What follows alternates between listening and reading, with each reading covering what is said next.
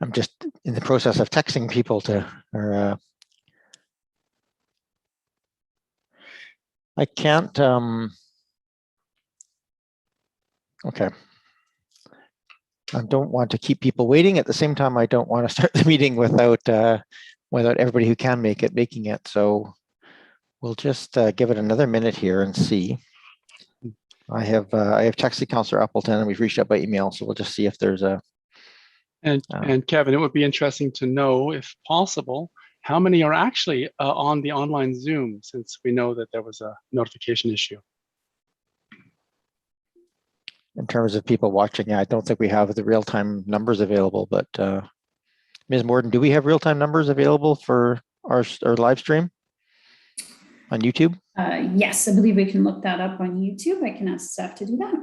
Yeah, maybe just keep a track of it over the course of the, I think between the, now it is being recorded for people to watch, of course. Correct. So they can watch it later. We are actually live streaming now.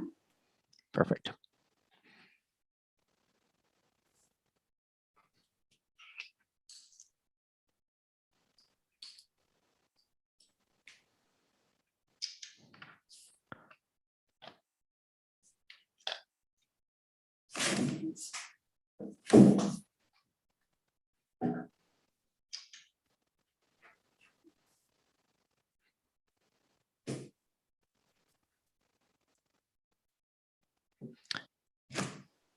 So since we have a minute here to wait, I might as well just let people know, if you're watching, you probably figured this out, but actually this won't be included in part of the recording anyway, I guess, so it's probably not. Anyway, I'll just clarify, councillors, I'll just mention the notification issue on this meeting. We have an automatic notification if you sign up for meetings, and our current system as it's set up, you have to sign up for council meetings, committee of the whole meetings, and special council meetings separately. And it's not, which most people, a number of people do, I guess, but most don't. And so when we have a special council meeting like this, people are not necessarily notified. In fact, most special meetings are just meetings before our regular meetings where we're going in camera or something prior to our meeting. So they're not normally an urgent notification. And in this case, they're not ever, I don't believe, meetings where we are expecting public input, which is, so that's a distinction that we like to make. We certainly don't want to allow for public input and then not ensure everybody who needs to be in there. But we'll both work on our internal systems to see if we can make that a little more streamlined, but also would encourage, if people are interested, you'll get a number of pointless notifications, but you'll get captured for these meetings as well. But certainly we do post on our social media and things as well, so people are aware. I don't see Councillor Appleton yet. It is 6:08, I think I have to, or 6:10. Oh, it's interesting, my two clocks are not aligned. What time is it for real? 6:08. So I think I will, I have to call this meeting to order here, just out of a courtesy for people who are watching. So Ms. Morden, just want to confirm with you, you haven't heard anything from Councillor Appleton that would indicate he's imminently about to join us? I have not, Your Worship. I will continue to reach out. Okay. Then just let me just check and make sure I don't have any responses to my texts or emails, and I do not at this point. Emails checked. I've got so many screens, it's very interesting. Okay, good.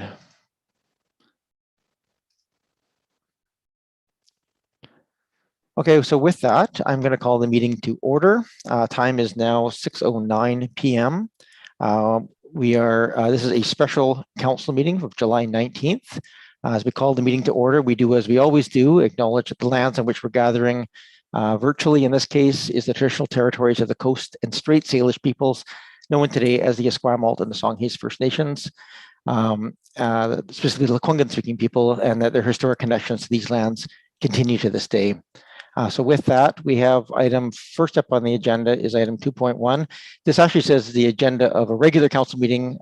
This is actually the agenda of a special council meeting. So we just need a motion to approve. Moved and seconded. Before putting forward a motion, or if it's possible, I'd like to add something to the agenda, please. You may do so. So you want to make a motion to amend the agenda to include another piece? Yes, please. I'd like to move a motion to amend the agenda or change the agenda to add, I believe it's referred to as new business, for us to possibly consider a notice of motion. Okay, we need a seconder for the amendment. Moved and seconded. Thank you, Councillor Ney. So I'm going to call the question then on the amendment to the agenda to include that item on it at this. Just out of curiosity, would there be any need for discussion now, or we basically just we just proceed? I think that's a good question. Ms. Morden, I'm going to put you on the spot here. Procedurally, if there's a motion to amend an agenda, is there a discussion on that motion to amend? Your worship, there would just be a vote on that. So this would be this would be at 4.2, a second special meeting matter. Is that correct? Yeah, it would be a second special meeting matter. Sure, 4.2 is under for new business. Sure. Okay. So I just wanted to highlight, yes. So that under section 22 of our procedure bylaw, there isn't actually provision to add a late item to a special meeting agenda, only to a regular council or a committee of the whole meeting. So this would be an amendment to add a second special meeting matter 4.2. Okay, and apologize for my lack of clarity on this one then. Is a notice of motion, is that what you said, Councillor Zelka? You wish to bring a notice of motion? Do you wish to bring a notice of motion under item 4.2? Is that a special meeting matter that we can add in here, Ms. Morden? We can add 4.2, yeah, a second special meeting matter. Okay, so we'll make it a special meeting matter for a notice of, or for a, we'll call it a notice of motion, because I don't want to just leave it as vague as a new business, because that would open the door for lots of things if that was the piece. So thank you. Yeah, however you want to word it is fine for me, as long as we have that opportunity. Thank you. Okay, thank you, Councillor Zelka. So the motion right now is to amend the agenda to include that notice of motion. No discussion here, so we will just call the question. All of those in favor of amending the agenda? Any opposed? That carries. We now have an amended agenda then for approval. Go ahead, Councillor Braithwaite. I received a message from Councillor Appleton. He's coming in now, apparently. Okay. I'm going to just roll back that vote. Well, it's fine. We have an amended agenda. We'll just deal with that. But procedurally, I'll wait for him before I call the question in case he has anything else he wishes to touch on. When I was late, you never waited for me. I did. We waited for you.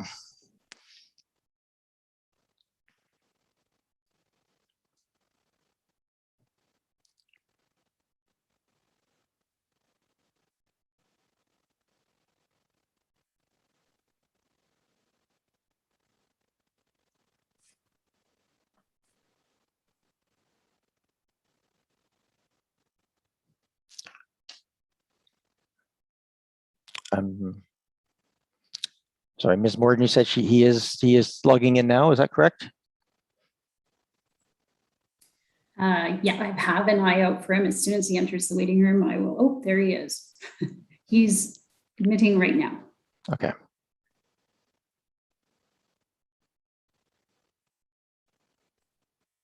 And he should be added. He is just connecting to audio. Oh, great. Showing up on the screen. Excellent. Welcome, Councillor Appleton, and thank you for joining us here. Just so you are brought up to speed, we've just done the call to order. We've had a 2.1 regular, it's actually special meeting agenda approval. There was a motion just made to amend it to include item 4.2, a new special meeting matter for a notice of motion. So that will be on the agenda. If the motion, which is still live at this point, to approve the special council meeting agenda as amended. So you're up to speed? We're clear? Thank you, Your Worship. Okay, thank you. All those in favor? Opposed? None opposed. Thank you very much. We have adoption of minutes of the regular council meeting of July 12th. Can I get a mover and a seconder? Any changes or, thank you, moved and seconded. Any changes or corrections to those minutes? Not seeing any. I will call the question. All those in favor? Opposed? None opposed. Thank you very much. We are moving on to what was a single item agenda, special meeting matters. We have Bruce Anderson, who is here to introduce Dan for Urban Systems. I'm not sure who exactly is going to be involved in that. So I'm going to hand this over to Mr. Anderson, our Director of Building and Planning, to make the introduction. Welcome, Mr. Anderson. Thank you, Worship, members of Council. Good evening. The item that we have before us, as I think you're aware, is related to secondary suite study. And what we'd like to do this evening is provide you with a presentation associated with the community survey summary that we've recently prepared that's been added to the agenda, and then also to make an introduction for Dan Wong with Urban Systems. But I would like to just give you a bit of a brief context of where we're at, and I think this is also for everybody's benefit, that in terms of this process, we're continuing to look at preparing a secondary suites study that's part of our regulation of secondary suites in Oak Bay, and it's also part of a broader, larger housing framework program that we've initiated. The particular focus on secondary suites is looking at a policy and regulatory framework for secondary suites and single-family homes. And that's one of our housing options that we're currently considering in Oak Bay. And so following direction from Council after you received the staff report and draft strategy January 11th, 2021, staff and consultants initiated an online community engagement process as part of what is phase 4 of the secondary suite study. That engagement included conducting a community survey focused on seeking comments on the draft strategy.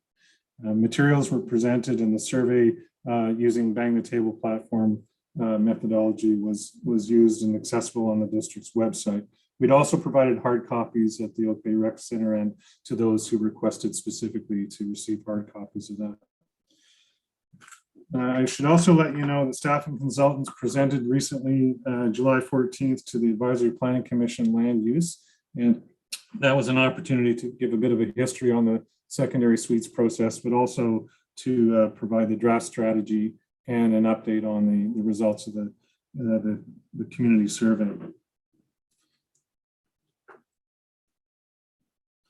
I'll let Dan present on the community survey, but I would just like you to know that tonight we do want to sort of provide that information, but also give Council an opportunity to provide staff and consultants with comments associated with the draft strategy as we potentially move forward toward bringing a final report to Council in the fall of this year.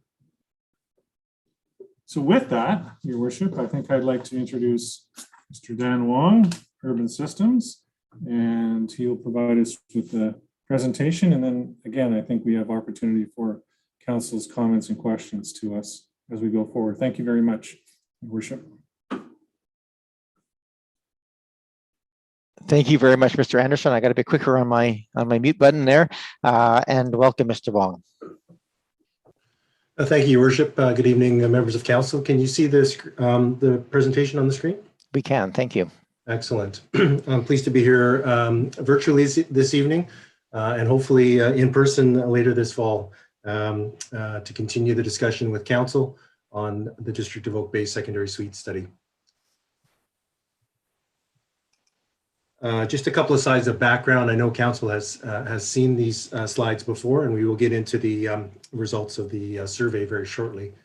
But as Council recalls, within your OCP 2014, there's a housing policy that states that Oak Bay is to develop a policy and regulatory framework to permit secondary suites as a way of providing affordable housing.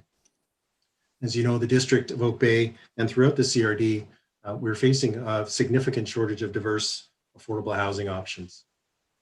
Secondary suites are an option to provide additional housing as they allow for additional residential units without increasing the building footprint. Through the conversation with the community has also let us know that they do allow for aging in place, and they're also a mortgage helper to reduce the financial challenges of entry into this challenging housing market. So just a reminder of the context of our study with respect to secondary suites in Oak Bay. This study looks at secondary suites as a separate dwelling unit with a separate entrance. Even though it's referred many times as a basement suite, a secondary suite can be located anywhere within a single detached dwelling. It doesn't need to be located in the basement. It could be on the ground floor, it could be up in the attic space, as long as it has a separate entrance and a separate kitchen.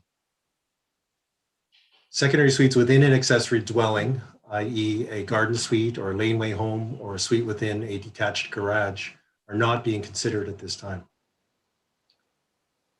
In your zoning bylaw, Oak Bay currently does not allow for secondary suites, but it does allow for boarding uses. Boarding uses are based on a shared kitchen and a shared entrance. So we started this project with the district in the fall of 2018. We worked with staff and reviewed a number of your existing policies, as well as a number of comparison communities. In the spring and summer of 2019, we used the MetroQuest platform to undertake initial community engagement and consultation. We continued our detailed policy and regulatory analysis and provided comparisons with 5 communities that were provided in our report to the district. Throughout the spring of 2020, the suite study was delayed as the district undertook its housing needs report. We reconvened the suite strategy in the fall and then presented the draft strategy with scenarios for consideration to council. Our report was dated December of 2020, and we presented that to council in January of 2021. Based on the discussion with council, you asked us to go out to the community again for additional community engagement, which we just undertook in the spring of 2021. As Mr. Anderson noted, we presented this summary to APC last week, and we're here tonight to provide council with an update of the consultation efforts.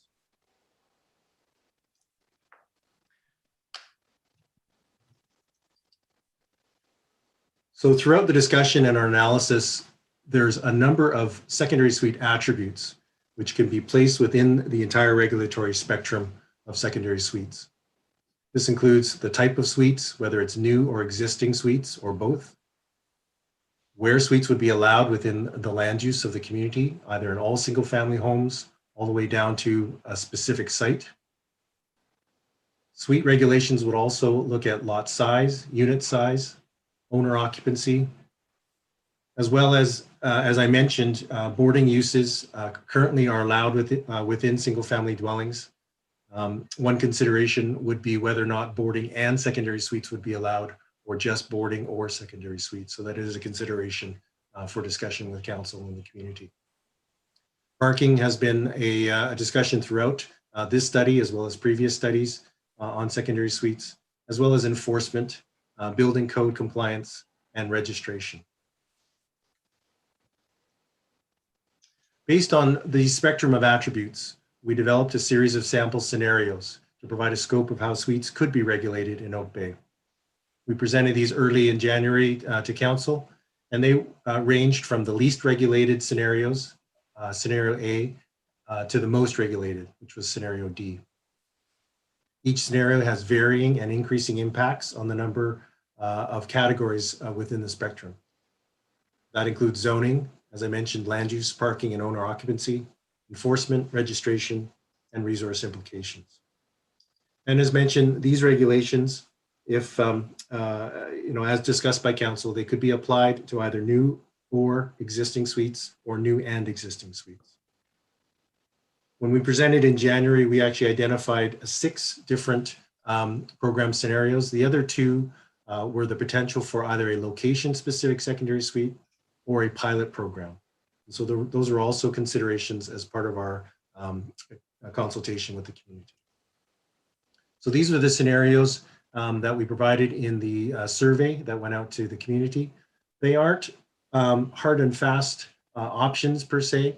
There are nuances within each of those scenarios, but they provided at least a placeholder within the spectrum of regulation that a member of the public could at least look at and say, where do my values fit, as close to which scenario? And then we offered opportunities for the public to provide additional commentary, which said, I like scenario B, but I don't like these components, or I like these elements of scenario A, but I would like to see other things as well too. So at least they provided some goalposts where the community could start the conversation and then provide additional commentary throughout the survey. So as part of this round 2 of community engagement, we used the district's engagement platform through the Bang the Table website. We ran the community survey for about a month from May 5th to June 4th. There were electronic and hard copy versions of the survey made available to the community. There was excellent response received from the community. There was over 1,100 website visitors and 995 individual survey responses, which were submitted, reviewed, and analyzed. The summary of the survey is provided in tonight's agenda. And then additional comments that were provided in one of the questions will be provided on the district's website following the meeting tonight. So as mentioned, the summary of survey respondents has been provided in the agenda package. But here are just some of the highlights of the survey. And again, we want to thank all Oak Bay residents for responding. All survey responses indicated that they did reside in Oak Bay. Approximately 38% were from South Oak Bay, 19% from Estevan, 17% from Henderson, and 15% from North Oak Bay. So we did a good distribution of respondents from throughout the community. Nearly half of respondents indicated that they live on a street where suites are presently located, with just over 9% owning a house with a suite and 2.3% indicating that they actually live in a secondary suite. With that, we wanted to make sure that the survey was anonymous because people were identifying that they actually currently live in a secondary suite, whether regulated or not. Finally, as mentioned, round 1 of the consultation of this study occurred in spring of 2019. Of the current respondents to this survey, 22% of those had participated in the initial survey that was done last spring. So we did get a good uptake of new participants as part of this second round of consultation. With respect to where suite regulations should apply, the majority indicated that secondary suite regulations should apply to both new and existing secondary suites. There was general acceptance to permit suites in all single-family zones. 56% of the respondents stated that, as well as 44% of the respondents indicated no minimum lot size should be required. There was indication that existing suites should not be grandfathered. However, at the same time, there was acknowledgement that there are challenges in upgrading existing older homes to code. And there was a preference towards compliance with basic health and safety requirements. With respect to the maximum unit size for secondary suites, there was a mixed response on this category. 33% of respondents indicated no size restriction. 30% indicated a maximum of 40% of the gross floor area, or 90 square meters, whichever is less. And 13% indicated a maximum 40% of GFA, or 150 square meters, whichever is less. The middle bullet, the 90 square meter, 40%, is relatively common in other communities because that was the maximum size that was required, regulated under the BC Building Code. The code was recently revised to remove that max 40% and 90 square meter maximum size. And that's why we provided the third option with the potential for a larger secondary suite. Some of the comparison communities have not revised their zoning bylaws at this time to reflect this revision to the BC Building Code. Owner occupancy was definitely one which was of interest from the community, with the majority of respondents, 54% indicating that they preferred owner occupancy in either the main part of the home or the suite, and an additional 25% looking for owner occupancy in the main part of the home. So therefore, there was a 79% preference for owner occupancy within either the main part of the home or the suite. So a fairly high response towards owner occupancy. This is an important regulation to make sure it's done correctly. Historical case law may seem to indicate that zoning bylaws can only regulate use and not the user. There is a case, but it's not related to secondary suites. So there is limited applicability of specific case law towards secondary suite regulations in British Columbia. Many of the comparison communities and other communities that we've looked at do regulate owner occupancy in their zoning bylaws for secondary suites. And therefore, careful review and drafting of secondary suite regulations for owner occupancy would be required. And we would use some of the examples from other jurisdictions and seek counsel from the district's legal advisors. As mentioned, the zoning bylaw in Oak Bay currently permits up to 2 boarders within a single family dwelling. And this is currently with a shared kitchen and a shared entryway. We asked the question, would you consider secondary suites in addition to boarding uses? And the majority of the responses indicated that they would not be in favor of permitting both boarding uses and secondary suites within the same single detached dwelling.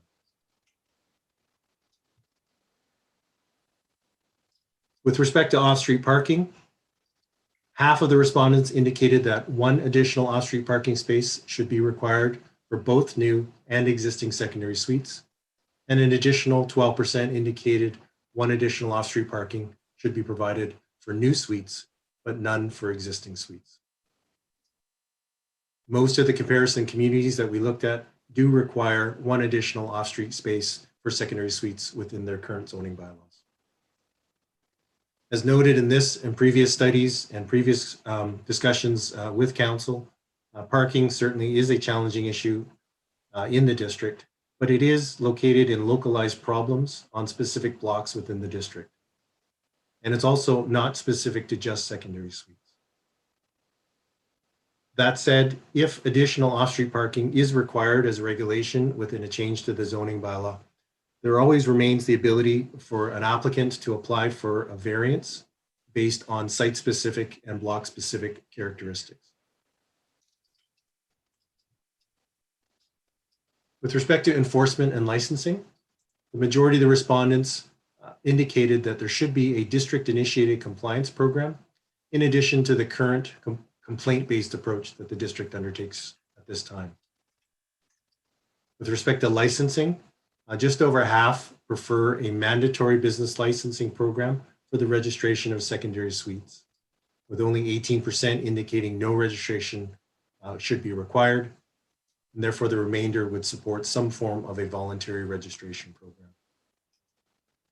Respondents were evenly split between compliance with basic health and safety regulations at 47%, and full building code compliance at 53%. As noted in the previous discussion with council and in our report, in working with the building inspector at Oak Bay, we note that the building code was recently amended to provide for alternate compliance standards for secondary suites. Although this may not be possible in all cases in Oak Bay due to the age and condition of the houses and the building and the ceiling heights in some of the houses within Oak Bay. So with that, Your Worship, rounding out the table of potential program scenarios, the preferred scenario in order of response rate from this survey was 38.7% selecting scenario D, followed by, which was the highest regulation, followed by scenario A at 31.2%, which is the lowest, the least regulated. Scenario C at 11.9%, and scenario B at 10.8%, with 7.4% being unsure or no answer.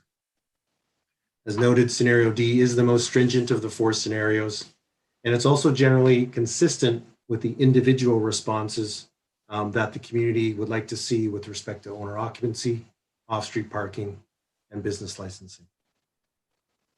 A significant number of respondents did select scenario A, however, which is the least stringent, acknowledging that if the regulations are too imposing, then it could constrict compliance and not help with housing affordability in Oak Bay.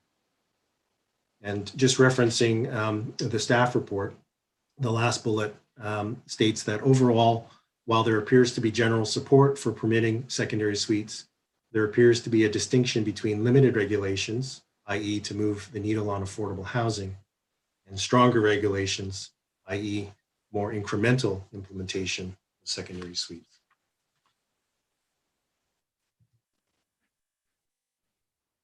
With respect to a pilot program, the majority of respondents, 58.5%, indicated that they would not support a pilot program for suites. 17% indicated support for a neighborhood-specific pilot program, and 10.3% supported a zone-specific pilot program. So there wasn't a lot of uptake with respect to a pilot program. With respect to site-specific rezoning for suites, that would be a rezoning required for every secondary suite within Oak Bay on a case-by-case basis. 36.4% strongly disagreed and 17.7% disagreed. Therefore, 54.1% either strongly or disagreed, while 23.6% strongly agreed and 9.8% agreed, and therefore 33.4% either strongly agreed or agreed. So a majority were not in favor of site-specific rezoning at this time.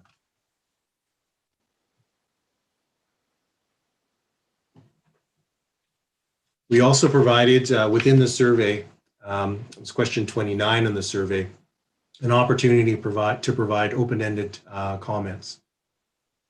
And over 620 open-ended responses to this question were received with respect to additional feedback. 175 respondents were adamantly opposed to secondary suites, noting that the survey did not provide an option to choose no suites.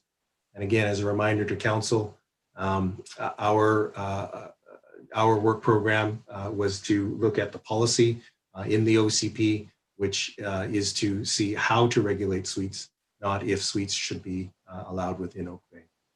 That said, 175 respondents did use this option to say that they were adamantly opposed to suites. At the same time, Your Worship, and conversely, there were 215 respondents who indicated that they were fervently in support of secondary suites, and the district should, to quote, just get on with it. So again, similar responses from previous surveys, which were relatively split between oppose and support. But at this time, there seems to be more support towards moving forward on secondary suites, given the responses and the scenarios that were identified in the survey. Additional comments within this question was that there was concern that suites should not be permitted as short-term rentals. This is being reviewed separately by the district. And as you know, short-term rentals are not currently allowed within the district zoning bylaw. There were also comments that additional infill housing should also be considered. And as Mr. Anderson notes in his staff report, infill housing is being reviewed separately as part of a separate study within the framework of housing within Oak Bay. And then finally, there were a number of comments on the potential impact of secondary suites on district infrastructure and requiring suites to pay their fair share. And we've had a number of conversations with council on that item, and we expect additional conversations to happen as council deliberates on this topic. So in closing, Your Worship, looking forward to the discussion this evening and throughout the fall. There is continued great interest in this topic, as shown by the high level of community engagement. There remains general support for regulating suites within Oak Bay and general support for suites in general.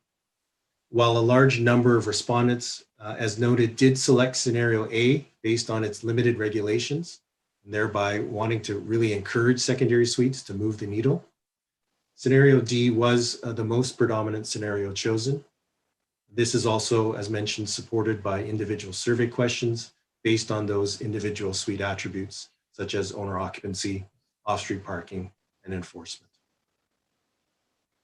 Thank you for your time this evening, Your Worship. We're looking forward to the conversation this evening, and note that this analysis, research, and community feedback has been provided for review and discussion with you tonight to determine the potential next steps in regulating secondary suites within the district. With that, thank you very much, and I will stop sharing my screen if I can figure out how to do that. Thank you very much, Mr. Wong. Very much appreciate the summary that you've given us here tonight.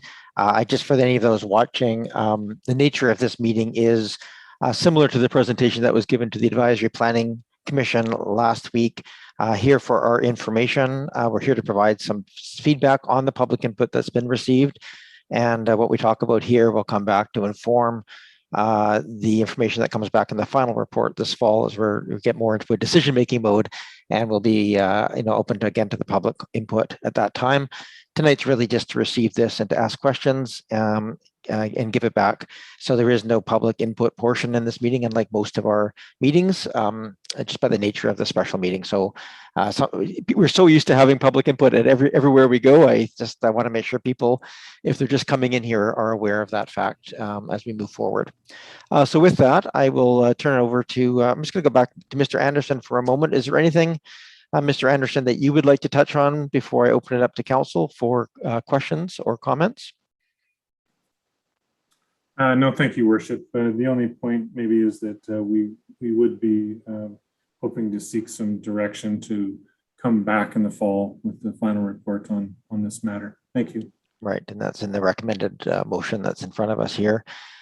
Before we get to that, though, let's find out if what questions councillors might have. This is a great opportunity to speak to Mr. Wong. He's deep into this subject matter as a subject matter expert, has been doing the research, and certainly this is a good opportunity for us to get his knowledge on the floor here tonight. Go ahead, Councillor Ney. Yeah, thank you very much, Mr. Mayor, and thank you very much, Mr. Wong and Mr. Anderson, for your report. Really helpful, and the summary has been quite useful. So I have a series of questions. Some of them are kind of minor, and some of them are just to help inform my thinking around how to make use of the survey. So this is my first question. It's a little bit of a picky one, but in some of the scenarios, Mr. Wong, that you, through you, Mayor, are presenting of B through D, you speak in the land use section that those land uses would be constricted to RS1 and RS5. So in option A, that constriction doesn't exist, and I'm wondering, if it wasn't within RS1 to RS5, what else would be included if one were to not have any constriction around land use as per option scenario A? Thank you, Councillor Ney. Mr. Wong? Thank you, through your worship, and then I may ask staff to jump in as well too. There are RS1 through RS5 comprises the vast majority of residential zones within Oak Bay. There are a couple of CD zones, comprehensive development zones, which allow for some small lot housing, which as well as some mixed use zones, which allow for single family as a mixed use within there as well too. So I'm not sure, Mr. Anderson, exactly how many there are. There aren't very many at all, but that scenario A would encompass those CD zones as well as some of those small lot and mixed use single family residential. Thank you, Mr. Anderson. Just an additional comment there is that if it's in all single family homes, you could have existing single family homes in zones that don't necessarily provide for single family homes. But if you're saying suites are allowed in single family homes according to scenario A, and if you've got a single family home, you would be allowed a secondary suite. Thank you. Okay. Okay, thank you very much. That's helpful. This question comes from some literature I saw circulating in the community that made the inference that were we to approve secondary suites, that actually, I'm sorry, Mr. Wong, this one actually would be to staff, if that's okay, Mr. Mayor. The literature circulating in the community suggested that if council were to move the secondary suite zoning forward, that given our current status of our infrastructure, it wouldn't be able to handle the extra, the ostensible extra load. And I'm wondering if staff could comment on that speculation, please. Sure. Thank you, Councillor Ney. This would definitely be to Mr. Anderson. I don't see Mr. Haranan with us this evening, so you get to handle this one. Yeah. Thank you, Worship. No, through this process, we've had some review and comments provided by both our engineering staff as well as Mr. Wong's firm, who houses engineers as well. And the short answer is that the impact on infrastructure is not any more significant than a single family home with borders in it. So there is not going to be impact on our infrastructure from the use of existing single family homes for secondary suites. Thank you. Thank you, Mr. Anderson. Thank you, Mr. Mayor. So this question, it's around parking, and you know, the issue here has to do with some on-site parking or not. And there was a split on the survey responses. And I'd like to ask you, Mr. Wong, because in my discussions with community members, there's been some discussion about other ways to address the issue of parking with secondary suites. And in the survey, really, respondents had the option to say on-site or not on-site parking, basically. And so I wanted to ask you, you know, are there, I'm not quite sure how to pose this because I don't want to put you on the spot, but let me just hypothesize about a possibility, if I may, Mr. Mayor. And I mean, if I'm going off track, let me know. But I want to ask Mr. Wong, in his experience of, you know, doing this kind of work around secondary suites, if there's any innovations that exist around addressing parking in a more innovative way. And what I'm thinking of is, rather than think of on-site or not on-site, if there's way a municipality could regulate sort of, so parking on the street for if there was a suite, and if there was any additional parking to be had by a particular resident, that they could then pay extra for the extra car. The thinking I'm thinking is it's around active transportation, trying to disincentivize increased car use so that we create a disincentive for extra cars which would be permitted on the street. This is just all hypothetical, of course, but I'm really asking, is there room here to consider other innovations around the parking issue that go beyond whether we regulate and make a decision here about this program, whether a secondary suite would be required to have on-site parking, which of course digs into green space, or not? That's really my question. Thank you, Councillor Ney. Mr. Wong, and part of that question, I think, would be, do we have the ability to charge like a payment in lieu if they don't have parking, or is there or other incentives attached to parking? Thank you, Mr. Mayor. Thank you, Your Worship. Yeah, I mean, this is one of those wicked problems that you know, as part of any city building that looks to create multiple modes of transportation. You see a lot of those, to Councillor Ney, you see a lot of those potential opportunities within multifamily applications. You know, within apartment buildings and condos and even some townhouses, you'll see opportunities for car share, for bike share, especially those that are in close proximity to transit and other active modes. There's opportunities there through a rezoning process that you see to relax parking standards. You generally don't see it as much within the secondary suite space. And as I mentioned, the 5 comparison communities that we looked at do require, at least as a baseline, the requirement for 1 off-street parking space. That said, there are opportunities within Oak Bay, depending on where that potential suite is located, if it is close to an active transportation route or close to a transit, you know, within 400 meters of a transit, that you could approach council and look for those options. And so I guess the question is, where do you set that baseline? And at this stage, you know, given the response that we've seen back, it would be fairly challenging to set that baseline at no parking.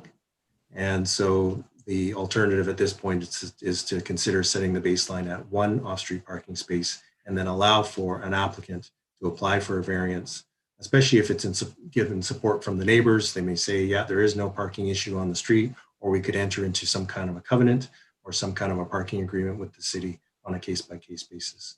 So if the binary choice is either 0 or 1, the public in their responses, as well as the comparison communities, I would have to say at this stage is leaning towards the 1. The 0 would move the needle faster. But as I mentioned, there are opportunities to apply for those variances on a case-by-case basis. Okay, thank you. And I'll just ask one more question right now, Mr. Mayor. And this one, I'm just looking for some commentary on how to use this survey data. One of the things that becomes a frustration when we're provided with this kind of data is that respondents are making providing responses here out of context of the complexities that we have to consider. So, for example, for myself, I'm in my decision-making process, I'm looking at ways we can, for example, minimize barriers, how we can increase uptake, how we can maximize compliance, and how we can mitigate costs.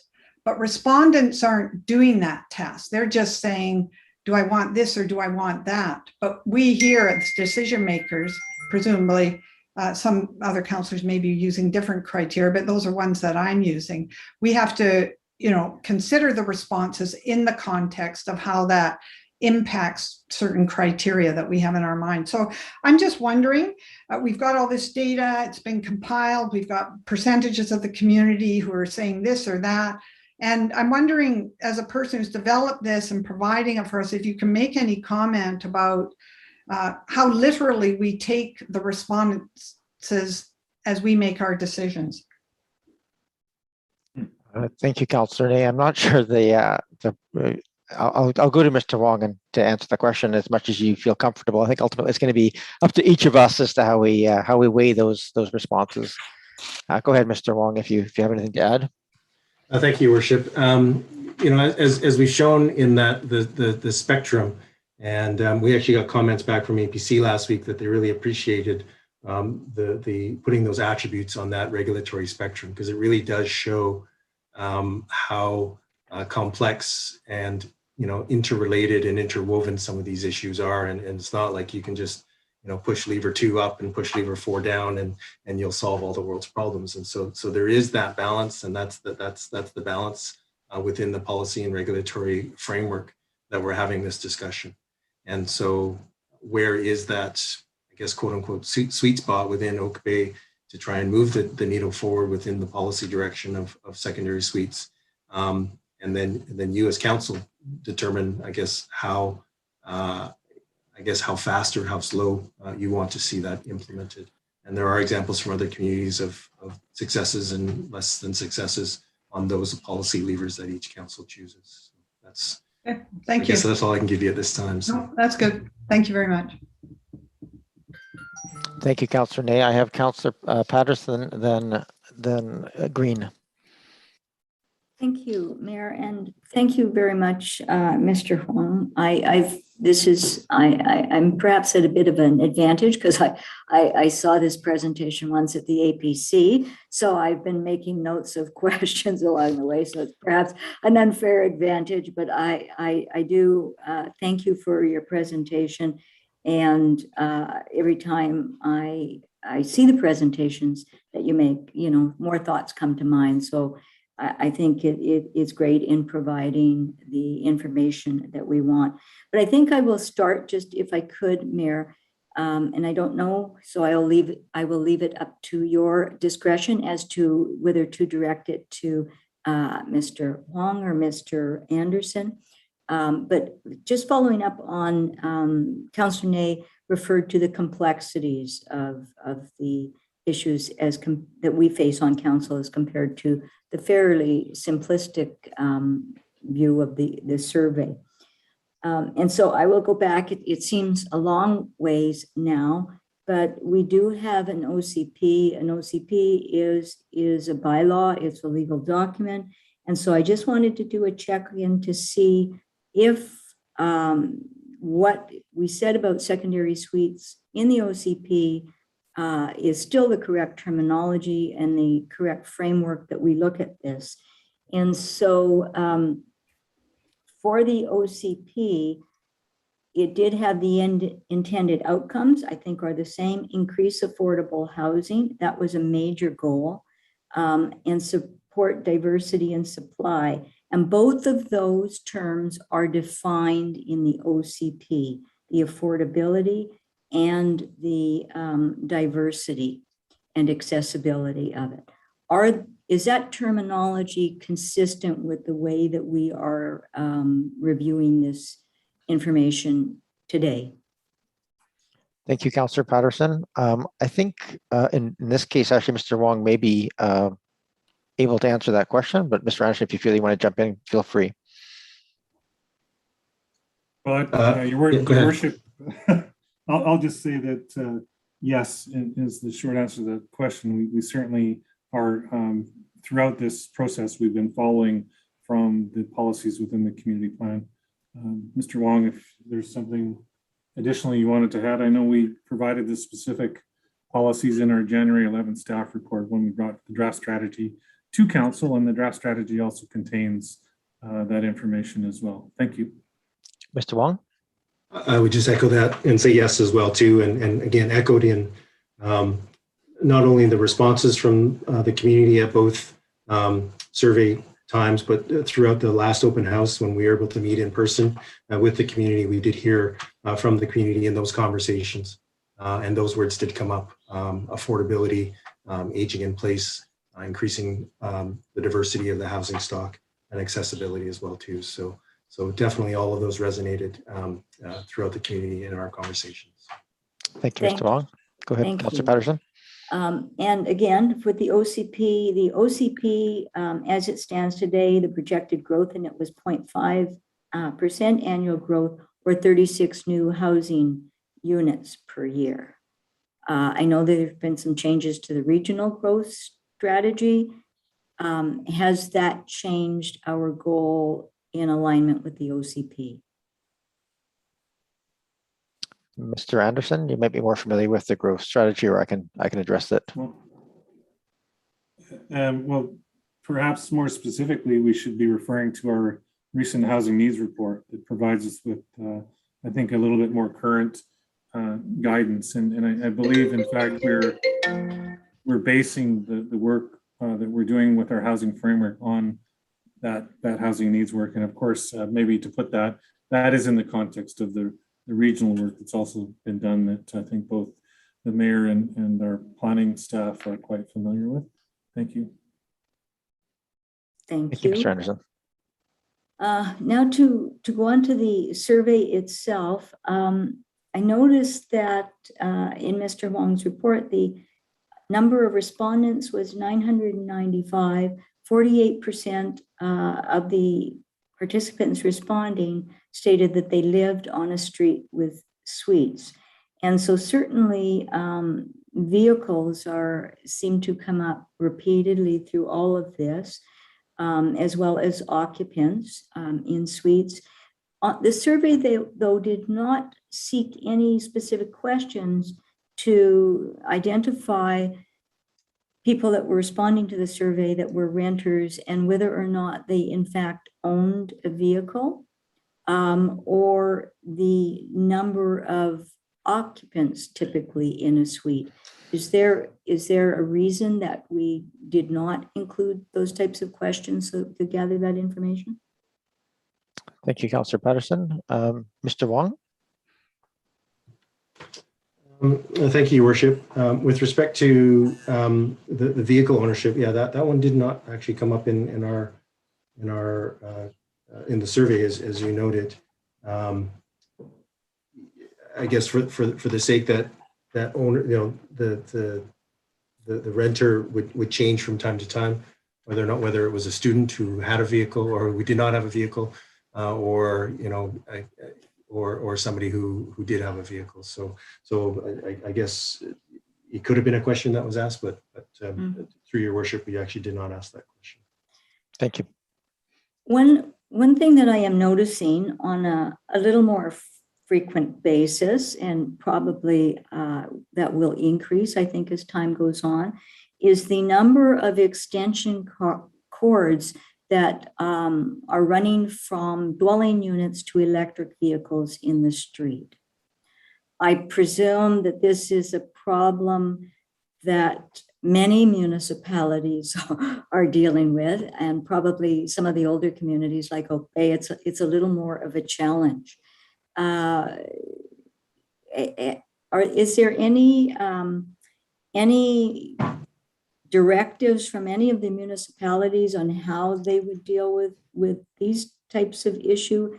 And you know, because I think it's one thing to give a parking spot, perhaps, or say that we are demanding a parking spot for a rental accommodation, but it really is also a little bit of the use of the parking spot, because I can see this becoming quite a problem, and I don't know if any thought has been given to ways that we resolve this on a go-forward basis. Thank you, Councilor Patterson. Just, I think it's an excellent point to raise, but probably not so we're specific to tonight. I think we just consider that, but I'll leave it to Mr. I just, you know, that's a big other thing about cables crossing sidewalks. But I think it's a point well raised about the location of those is important as well. Yes, thank you, Mayor. And I think it does come back to somewhat the decision-making process on whether we have a perspective of whether the parking spot should be within the lot or on the street or not required at all. So certainly for me, that's a a bit of a deciding factor in this. There has, if I might continue, Mayor. Yeah, I just want to make sure that Mr. Wong notes that, just so that if when it comes back in the fall, that issue of location is sort of at least identified as one of the options that we look at. Go ahead. Great. There has also been some information circulating around the district that municipalities are not able to require that registered owners must live either in the dwelling or in the suite. Could we have further clarification on the specifics that municipalities might have to consider if it seems like this is a really important issue to residents in this community? Is that more specialized language that would have to go into a policy to in fact provide that? Thank you, Councilor Patterson. Mr. Wong? Thank you, Your Worship. And just I'll start by saying I'm not a lawyer, and district staff do know that if council chooses to move forward on owner occupancy, that consultation with its legal advisors is recommended certainly by us. From my knowledge of planning law and case law, the case that is generally referred to is a case that most lawyers will say that zoning can regulate use and not the user. And so that's kind of followed me over my 25-year career in planning. But the particular case in itself did not apply specifically to secondary suites. And to be blunt, there are many communities within British Columbia and other provinces which actually do regulate owner occupancy. And so in initial discussions with the district solicitor, there is a means by which you can at least put into regulations, whether they are enforceable, that remains to be seen, because that specific clause has never been challenged in British Columbia with respect to secondary suites. In addition, a couple of years ago, the province changed the legislation to allow for rental zoning specific to renters. And so by its very nature, not necessarily specific to suites, but the province themselves changed the legislation by which municipalities can create zoning for renters. So that is zoning for user.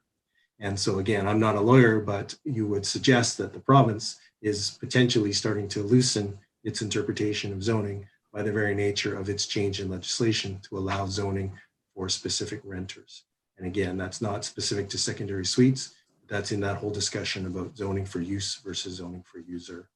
And so we would just suggest that if this is something that council wishes to pursue with respect to regulations, very careful consideration, looking at other cases, and as I mentioned, there are no specific cases in British Columbia, looking at examples from other communities who do have owner occupancy regulations for suites in their zoning bylaws, and working closely with the district's legal advisors to make sure it's as airtight as possible moving forward. Thank you. Go ahead, Councillor Patterson. Yes, thank you.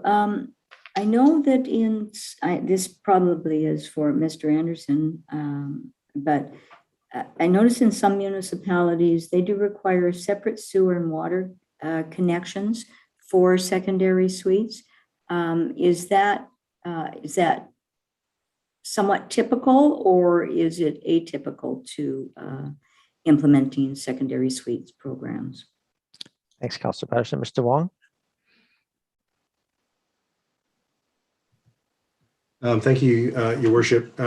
We had discussed this with the Director of Engineering, and I believe he was in one of the presentations with Council at a previous Council meeting. With respect to sewer and water within the District of Oak Bay, the uses are metered, and so it is a pay-per-use utility in the district. And so therefore, if the secondary suite user uses X amount of additional water, there is a user pay component that currently exists with respect to that. The drainage is a little bit different. There is no specific drainage charge, but then again, drainage is generally related to the impervious surface of a property. And within this specific situation, in our review, it is looking at secondary suites within the existing building footprint or the building footprint of the single family home. So there would be no additional impervious surface impact, at least in our review with respect to secondary suites. The waste management or garbage collection, there are a couple of communities that charge either a 50% surcharge or in some cases a 100% surcharge for that additional potential waste that's being used. That said, the district also has a tag, add a tag to your garbage. So if you're using additional garbage beyond your existing black box, you would have to then pay for additional bags. So there is a somewhat of a user pay system there. But that said, so these are the discussions, I guess, and Mr. Anderson can add staff's perspective of what we're trying to hear back from council to say, how do you want us to move forward when we meet back in September, and we can provide some additional context to that. Thank you, Councillor Patterson. I think, go ahead. If I might continue. Most of the material I've been reading lately, and certainly some of it I just got some updated information from Vancouver, where Vancouver now estimates that they're probably 80% of their secondary suites are unauthorized, not necessarily meaning that they're not in compliance, but they are not registered in any way, so they are unauthorized suites. Are unauthorized suites still covered by the Residential Tenancy Act, even despite the fact that they are not authorized or not registered in any way? Thanks, Councillor Patterson. Mr. Wong? I would have to get back to you on that unless staff would know the answer to that. Your Worship, I believe they are. I mean, it's a residential rental scenario, so that shouldn't be applying to any situation like that. Okay, I think we leave it as the probably, but we don't know for sure at this point, Councillor Patterson. All right, something I think it merits some research just so that we know as we're writing policies, we have clearer understanding of this. And if are municipalities responsible to respond to requests to inspect a suite if a request is made? Mr. Wong? Again, I'll start, and Mr. Anderson can add to that. Currently, suites are not a permitted use within Oak Bay, and so you would be responding on a complaints base on the use. And so when a complaint is lodged to the district, then they would go in and look at both health and safety considerations, fire considerations, but then you would then look at the use itself, which currently isn't currently allowed in Oak Bay. So. Thank you. Mr. Anderson, anything else you want to add to that? I don't believe so, Your Worship. Thank you. Go ahead, Councillor Patterson. Yes, the last point, and this comes to mind basically because, of course, this council did, like many municipalities, declare a climate emergency, and I realize now that many communities across Canada are undertaking a land capacity analysis as a result of climate change. Is there anything that we should be aware of as members of council relative to secondary suites that we would have reason to look at our land capacity to, in fact, I know so many of them exist already, so obviously if they've not been causing problems, it wouldn't be significant, but in the first information that came to council, there could be potentially, if we follow the same as other municipalities, could be potentially an additional 1,000 to 1,500 units. So at what point do you start looking at your land capacity and systems capacities? Thank you, Councillor Patterson. Mr. Wong? Thank you, Your Worship. I mean, with respect to the current suite review that we're doing, which is suites within existing building footprints, or if it's a new suite, it would be a new suite within that existing footprint. Anytime you can make more effective and efficient use of your land is a more sustainable approach for sure. And so if we can, if we can bring some gentle density within the district without significant impacts on the infrastructure, as the Director of Infrastructure has said, the water and sewer has enough capacity for to support secondary suites within its within its current capacity, notwithstanding the age of the infrastructure. You are making a better use of that land. So yes, it is a much more sustainable approach. Thank you. Yeah, Councillor Patterson. Yes, thank you, Mayor. That's all the questions I have right now, and I will allow, I will release my question making right now and turn it over to Councillor Green. Thank you. Thank you. I think all of this helps stimulate other thoughts and discussions as we go forward. So I appreciate that. Go ahead, Councillor Green. Thank you very much, Mayor. And Mr. Wong, thank you very much for an excellent survey summary. It's very helpful, very informative, and I really appreciate it.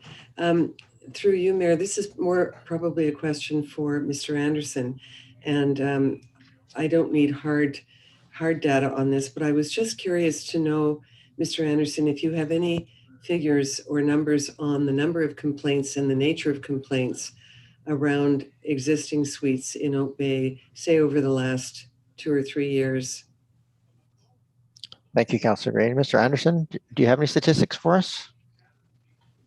Thank you, Your Worship. I don't have the numbers right in front of me, but I would say, perhaps get one a month, if that. It's not that frequent that we receive complaints regarding secondary suites. We do, perhaps with the more than 2 borders, we do get complaints around that, but not specifically around secondary suites. We don't get a great deal of complaints on that.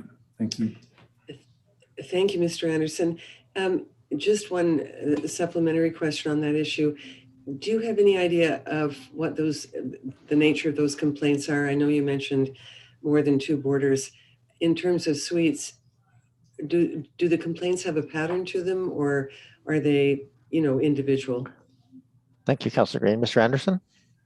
Yeah, I can't, Your Worship, I can't really speak to there being a pattern. I think it's just if somebody determines that they believe their next door neighbor has a suite and they're not happy about that, knowing that it's not currently permitted, they'll give us a call. And that's basically, it's just identifying that there may be a suite. That's really what we see.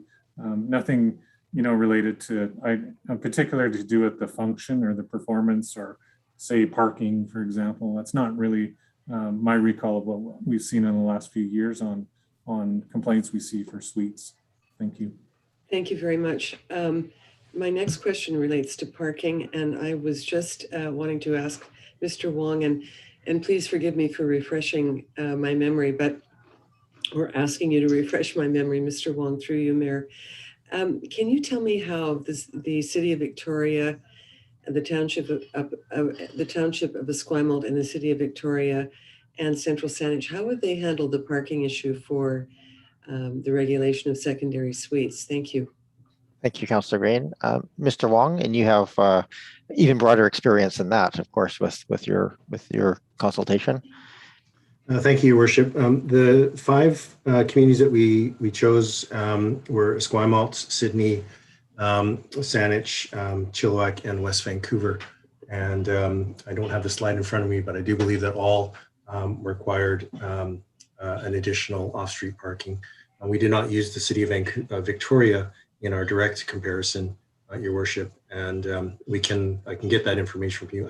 I don't actually believe, I'll have to get back to you, but I don't believe they actually require an additional parking space for secondary suites in the City of Victoria, sorry, but I would have to get back to you.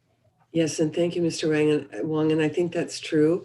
They do not regulate for parking in the City of Victoria, and I can't remember what Central Saanich does, and of course they weren't part of your 5, and I appreciate that. There are 2 issues that were raised with me by some members of the public on the parking issue. One is that we have parking issues now, and they are not necessarily regulated to secondary suites, but more to multiple car ownership on the part of homeowners themselves. And secondly, parking sometimes, depending on how it's organized, can serve as traffic calming. So those were a couple of things that people raised. And the third issue was, given climate change and our recent horrible experience with the heat dome, people are now very concerned about the need for green space and protecting tree canopies, and would prefer not to see paved over spaces and trees removed to accommodate more parking for secondary suites. So those were just a few of the things there. And I think that's it in terms of my questions. Really appreciate it. Thank you. Thank you very much, Councillor Green. I don't see any other hands up. I'm going to assume that other people wish to talk. And before I go back to second-time speakers, I will go to first time. So I have Councillor Braithwaite and then Councillor Zelka. And I'm going to assume Councillor Appleton, you'll probably want to speak as well. So I'll put you on the list. Go ahead, Councillor.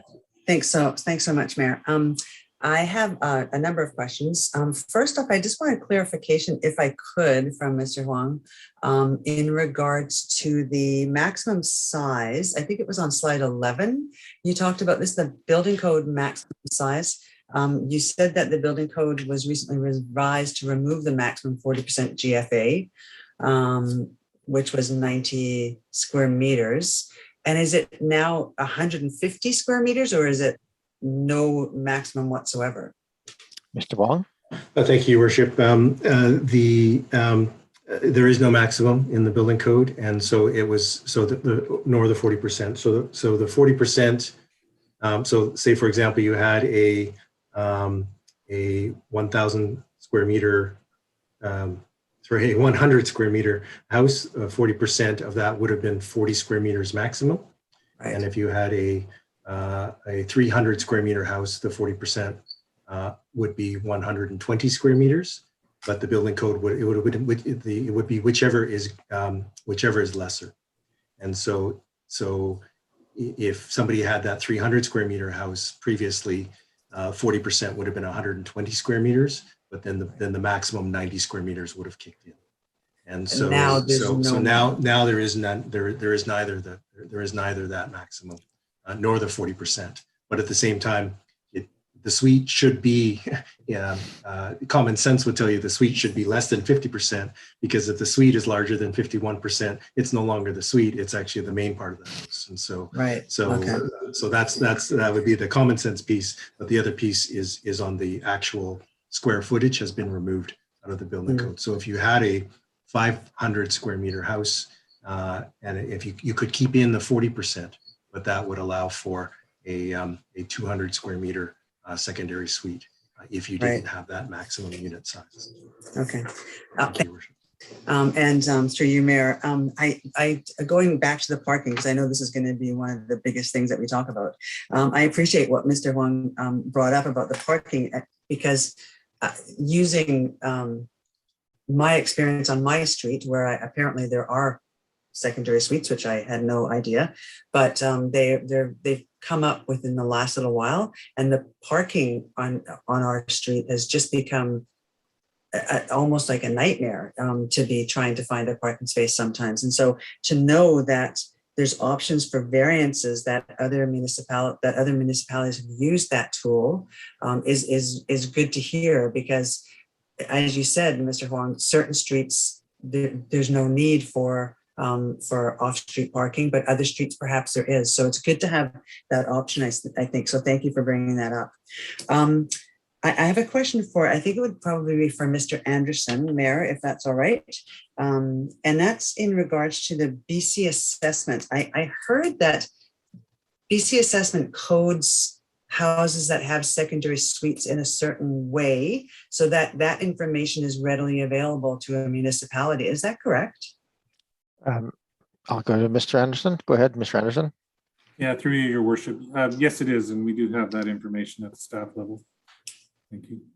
If I can just follow up on that. So then you would know right now how many houses within Oak Bay have notified BC assessment that they have a secondary suite, and compare that to the number of suites that we think there are. So we have an idea of what's missing and how many people haven't actually registered or notified BC assessment that they have a secondary suite. Thank you, Councilor Braithwaite. Mr. Anderson? Your Worship, I believe that to be true, but I have to tell you that Ms. Jensen had been the primary contact on that information, but I believe that is correct. Thank you. I see Ms. Jensen with us, I think. So if she's available to answer the question, I'll let her. If not, then I will just move on with the questions. I don't see her unmuting herself, so she may have stepped away. So I'll go ahead, Councilor. Okay, no worries. And that's something that can come out perhaps later. And then, Mr. Huang, in your presentation, you talked about the number of people not supporting, which this actually really quite surprised me, the number of people not supporting a pilot program for suites. So you said that there was 58.5% that said they would not support a pilot program for suites. So I kind of thought that was odd. So I went and looked at the numbers, and I know that in question 29 on the survey, where you said 175 people said they definitely did not want suites ever, and 215 people said just get on with it. And I wonder, out of that 58.5% that say they wouldn't support a pilot program, do we have any indication on how many of those people said, hey, we don't want suites to begin with, so they didn't want to support a pilot program because they were assuming that if they said no to the pilot program, it was an indication that they didn't want suites at all? Thank you, Councilor Braithwaite. I'll go to, I'm not sure who to give this one to, probably to Mr. Wong. Yeah, thank you, Your Worship. We didn't do any detailed cross tabulations. We certainly could do that. As you do note, though, Councillor Braithwaite, we didn't ask that specific question about do you want suites, yes or no. So it would be a hard one to cross tabulate, direct one-to-one cross tabulation. We could potentially compare to those answers in question 29 of the 177 people who did say no suites. But you know, I would suspect that those that suggested they wouldn't support the pilot program is just that they wanted to see it move forward. Okay, that's good to know. Yeah. Okay, and then if I might, Mayor, I think I have two more questions. My next question, again, is in regards to question 29. And I think you said you had 620 respondents to this question. 175 said no to suites, 215 said just get on with it. Do we know what the balance of that? So out of the 390 that answered either yes or no, the 230, do we know if they were, where they were on that spectrum? Thank you, Councillor Braithwaite. Mr. Wong. Thank you, Your Worship. That was it was a general question. So there were some questions that were just general commentary. So they weren't necessarily for nor against. They were questions. Others were support, maybe with a condition. I would support it if there was parking, or I would support it if there was enforcement. And so it was more of a qualified support, or potentially even a qualified not support. And and like I say, it was more of a general opportunity to provide the community to provide those open-ended questions. So I wouldn't necessarily look statistically at those responses, but certainly helped us give a flavor of what the community was thinking. Thank you. Okay, thank you. And then lastly, I believe that this question is probably for Mr. Anderson, Mayor, if I might. And I'm surprised that I didn't notice this in the report that came to us in January. But if you could just indulge me by going to page 53 of the staff report. There's a comment on the parking bylaw in there. And it basically says, and I can't believe in the 14 years that I've been, or 13 years I've been on council, that I have never noticed this before, but it says that the one-family dwellings must accommodate the following parking requirements. And the second bullet says, where a dwelling unit contains more than 4 rooms used for sleeping, an additional parking space shall be required for each or part of each, and it says unlit, I think it's supposed to say unit, of 2 such rooms. And then it also says an additional parking space shall be required for each dwelling unit serving a boarding use. So how I read that is that if a house has more than 4 rooms used for sleeping, so if it's a 6-bedroom house, then it would have to have an additional parking space for each of those 2 such rooms. So instead of having to have 2 parking spots, it would actually have to have 3 parking spots. Am I reading that correctly? Thank you, Councillor Braithwaite. Mr. Anderson. Oh my goodness, Your Worship. I'm not sure I've really looked at that. I know we would apply that at the building permit stage when we have large homes. Councillor Braithwaite, if that's what the bylaw says, that's what we apply. I mean, so if I can, through you, Mayor, that is on that page. It does say that. I haven't gone back and read through the whole parking bylaw, but I find that very interesting. So that we need to either change moving forward or something that I wonder how much that gets enforced. If a house has 6 bedrooms, then apparently they need 3 off-street or 3 parking spaces per dwelling. So yeah, anyhow. If I may, Councillor Braithwaite, through Your Worship, with larger homes of that type, we often see 4-car garages, 2 parking spaces in the front. We see a lot of parking spots provided on those larger sites. Thank you, Your Worship. Yeah, that I did kind of think that if it was a house in the uplands, for example, then they wouldn't have any probably any issue with that. But if it was a house outside of that, they perhaps might. So thank you. I think that's all my questions for now, Your Worship. Thank you. Thank you, Councillor Braithwaite. I have Councillor Zelka, then Appleton. Thank you very much, Chair, and thank you for this opportunity to review and comment on this excellent report. I appreciate Dan Huang and your report and all the information. I wanted to first of all start with a compliment to staff with respect to bringing this report to the APC. I'm very, very pleased to see that we are making use of, as we're firing up and starting up our committees and commissions again, that we're making use of them and treating them in such a way that providing them the information they need so that they can advise us from a place of knowing the same sort of information that council also knows. So thank you so much through the chair to staff in particular for bringing this to the APC. Some of my comments, maybe I'll go a bit backwards just because of the most recent things that I just heard come forward. Councillor Braithwaite made reference to the BC assessments data. And I was pleased to hear that staff has access to the BC assessments data, which detail every property within Oak Bay. And I know BC assessments keeps that data up to date based on not only how do I say requests to enter and view the property, but also based on real estate listings. Back in 2016, 2017, there was a number floating about apparently there are 800 secondary suites throughout Oak Bay. And I challenged the maker of that number to come up with some hard facts. And I was able to, through Warren Jones and the CAO at the time, I was able to get access to the actual raw BC assessments data. And what it showed in 2017 was that there are only 475 houses that contain a suite, or at least whether it's occupied or not, we don't know, but that have a suite as defined by BC assessments. So the first question through you, Chair, to staff is, has that number changed since 2017, please? Thank you, Councillor Zelka. Mr. Anderson, do you have that data at hand?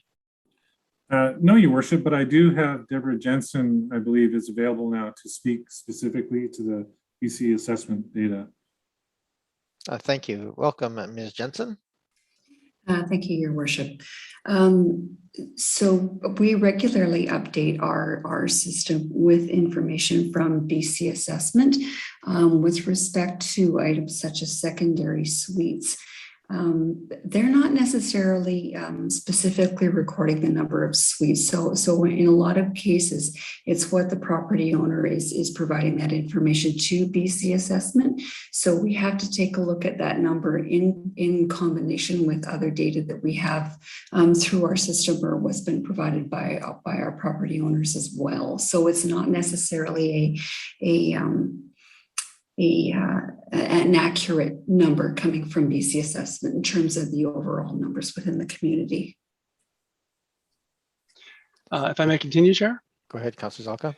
Thank you so much. I very much appreciate that. I will admit there is general, I don't want to say confusion, but depending on your perspective, there could be different definitions of what's called a secondary suite. I've been approached by a number of people about the secondary suite that I'm apparently hosting in my property. I have 2 borders. One of those borders has a separate entrance to their room. However, all of us share a single kitchen in the building. That's what's going on in this house. However, many of my neighbors are convinced I have a secondary suite. I don't quite understand that, but I'm sure there's that's just the sort of what's out there. The continuing confusion between boarding uses and secondary suites. Is staff, when they receive complaints about secondary suites, have they noticed anything along those similar lines where potentially a boarding situation is called a secondary suite? Thank you, Councillor Zelka. Mr. Anderson, I know we don't have a lot of accurate information on suites. It's probably part of the struggle, but perhaps you could touch on that for Councillor Zelka. Yeah, thank you, Your Worship.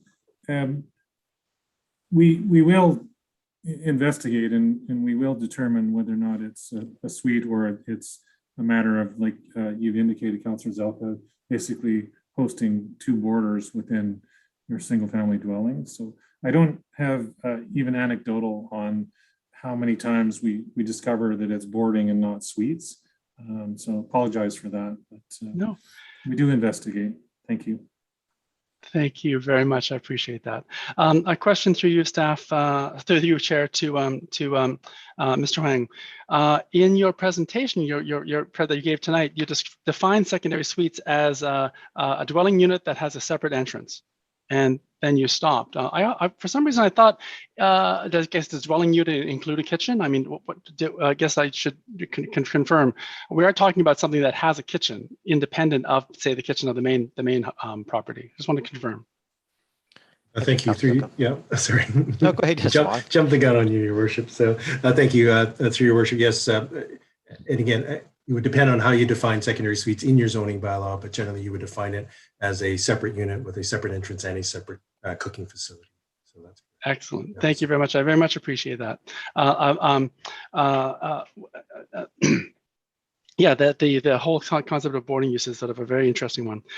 Now, when I filled out the suite, going on to my next point, with respect to owner occupancy, I see 79% of the participants in this survey are very much in favor of owner occupancy being part of this. But I also heard that there is a concern around the legality of whether we can enforce this or not. So I noticed, for example, in Saanich, they require a signed affidavit, if I say it the right, affidavit, as part of their process of getting a secondary suite along with an occupancy permit, which I guess means that building inspector has to visit. How effective is a process such as a signed affidavit through you to staff, or through you, excuse me, to our wonderful 25-year long planner, Dan Huang, with that much experience? Mr. Wong? Thank you, Worship. I mean, it really goes down to that balance of trying to move the needle and trying to, to ensure compliance. And so, where you make things potentially too onerous, you're not going to get compliance on that. And so, a signed affidavit would work where you have somebody who wants to occupy that suite, who wants to comply with the regulations and is willing to sign that affidavit.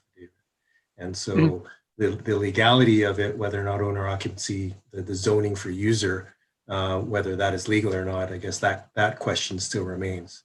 But the process by which how you would determine that, what would then be the trigger of that affidavit? Would it be a building permit trigger? Would it be a business license trigger? And then, like you say, you would have to, it works for those who would like to, who already want to comply, I guess. I absolutely agree with you. I'm very, very much looking forward to maybe the next phase in this process to find out how we're going to nail that down. Because for me, if anyone had followed the last election, you would know I'm adamantly opposed to secondary suites.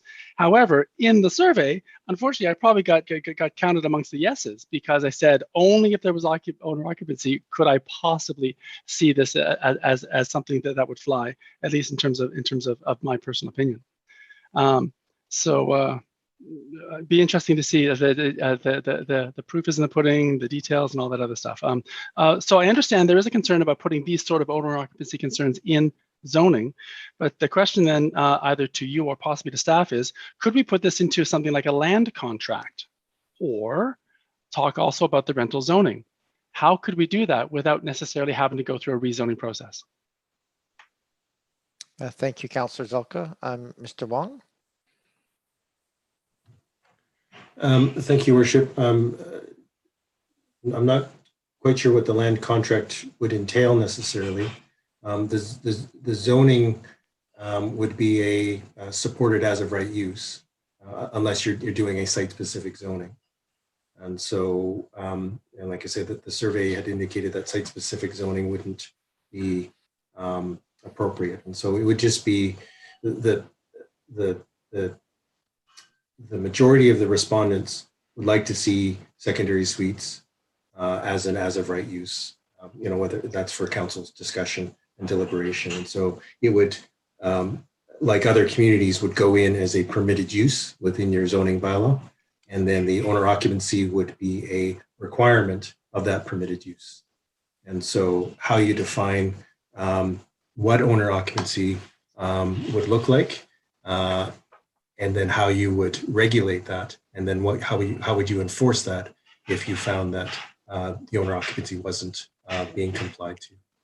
And so I'm not sure how the contract or what a contract would entail with respect to that, Your Worship. Thank you for that clarification, Mr. Wong. Go ahead, Councillor Zelka.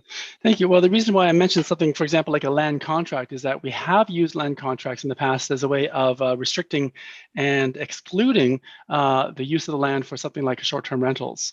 Although those were multi-apartment situations. I don't know. So the question is, could we use something like that also in a single-family home situation? Mr. Wong? Thank you, Worship. Without putting Mr. Anderson on the spot, Well, he's got his hand up, so if you want me to put it, I can go. Excellent. I'll go to Mr. Anderson. Go ahead, Mr. Anderson. Thank you very much. Thank you, Worship. I love using the hand. I just do. Land use contracts are no longer going to be a feature in BC. So we won't have that available for us as a tool in the not too distant future. So that's my comment on land use contracts. And I just wanted to maybe reiterate that the primary permission for suites is provided for in the zoning bylaw. And then as Mr. Wong mentioned, the secondary considerations are elements such as conditions related to owner occupancy. So there's a piece there that does relate to the legislation and, if you will, the absence of clear opinion on whether or not owner occupancy can be supported within the context of a zoning bylaw. And that is in part because the principal use is the permission of a secondary suite within a single family dwelling. And then the secondary consideration is related to the attributes of that suite. And so that hasn't seen a test, nor has it seen anything other than, I believe, the challenge that Mr. Wong mentioned in BC. And so you will see that most communities that allow for secondary suites choose the option of owner occupancy if they feel it's important to have the owner on site. Thank you, Your Worship. Thank you, Mr. Anderson. Go ahead, Councillor Zelka. Thank you very much, Chair. Owner occupancy is very important to me as a way of not only ensuring some level of local control, which is the impression, sort of how I read the 79% yes, but also as a way of ensuring that possibly, how do I say this, if there is some other approved use of the property, that in some ways we don't call upon Oak Bay staff or maybe the police to act as, say, a concierge of something such as other neighboring municipalities have encountered. And I would not want that to come into Oak Bay. So I think that's how I read the 79% require or desire for owner occupancy. So I still am unclear. Everything that mentioned was in the province, and the background information provided in the actual survey made reference to that court case and how owner occupancy could not be, or potentially could not be, enforced in the zoning bylaw. So the reference was there to rental zoning as one way to do it, but I also heard the survey results said, "Oh, we don't want to do site-specific zoning." So how could we then do owner occupancy in an enforceable way, please? I still haven't heard a clear answer. Thank you, Councillor Zelka. And Mr. Wong, perhaps, I think the rental example was an example of how the province is changing its thing, not on that piece. But Mr. Wong, do you have any suggestions here for ways that we might try to enforce owner occupancy?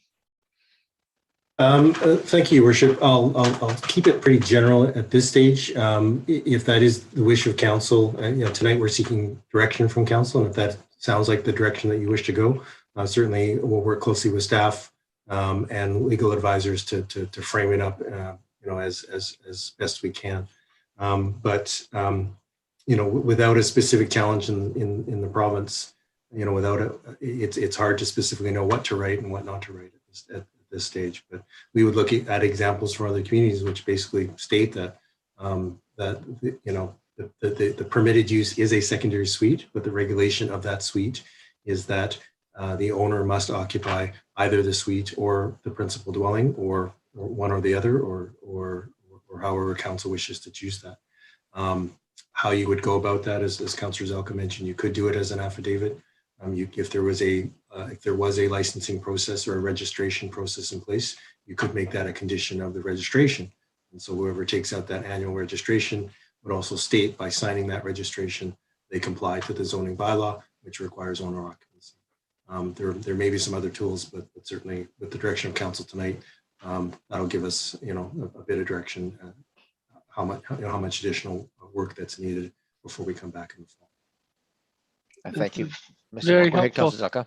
Very helpful. Thank you so much. The proof is in the pudding. You just described this as a wicked problem. Wicked problem is an engineering term, a planning term. It doesn't mean anything evil. Could you please define what a wicked problem is, please, and why this is such? Thank you, Councillor Zelka. Mr. Wong. I should get my definition out. Communities are living, breathing places that have to balance the values and experiences of 18,000 residents within Oak Bay, and everybody has different values about how they want to see how they want to see their community grow and thrive. And so, I work with engineers every day, and there are tools that we can apply. There are regulations that we can apply. There are some specific metrics we can apply as planners with respect to floor area ratios and site coverage and parking regulations. But at the end of the day, community is defined by the values of each and every one of us who live, work, and play here in Oak Bay. So I don't envy you, council, for trying to find what that balance is within the attributes. To move secondary suites. Thank you, Mr. Wong. I appreciate your comments, and I'm not going to hold you to an actual definition. I guess anyone can look it up on the internet. It's pretty clear what a wicked problem is. I wanted to just chat for a few moments about Saanich, if I may, since that was one of the groups that you studied, one of the municipalities. I understand that they do not allow boarding within a secondary suite. So if you have a secondary suite, you can't board within it. How do they control that land use? Is that also through an affidavit process or something else? Mr. Wong? Through your worship, I'm not sure how they would control it, but that would be at least that would be a regulation within there. It would be one or the other. And so it would be, so I believe in the zoning bylaw would say that, if you have a secondary suite, you cannot have boarding and vice versa. And so then that would be an enforcement. And so if they found an issue where there was a secondary suite and boarding, then the enforcement would come in, and then essentially the owner would have to then choose one or the other as per the regulation. But as far as an affidavit, I'm not sure. I don't know exactly. Got it. Thank you very much. I also understand in Saanich that if you have 4 boarders already in the main house, you're not allowed to have a secondary suite. Someone pointed out that to me in one of the bylaws. So if you have too many boarders, you can't have a secondary suite or something along those lines. How do they enforce that? Mr. Wong, do you know the answer to that question? I don't know the specific answer to that, but again, it would be based on either a complaint basis or some other kind of compliance if there was a building permit process. I see that everyone's trying to find a balance between the two, but I certainly would not want us to be in a situation where we're counting beds. That just seems a bit much to me. So may I go on with a few more questions, Chair? Go ahead, Councillor Zelka. Thank you very much. In the next phase of this project, and the process that we'll be coming up with, I'm of course quite interested in how this, with respect to scenario D, how this will be enforced. Have you thought at all about how to stop or restrict short-term rentals within these new living arrangements that we're potentially allowing?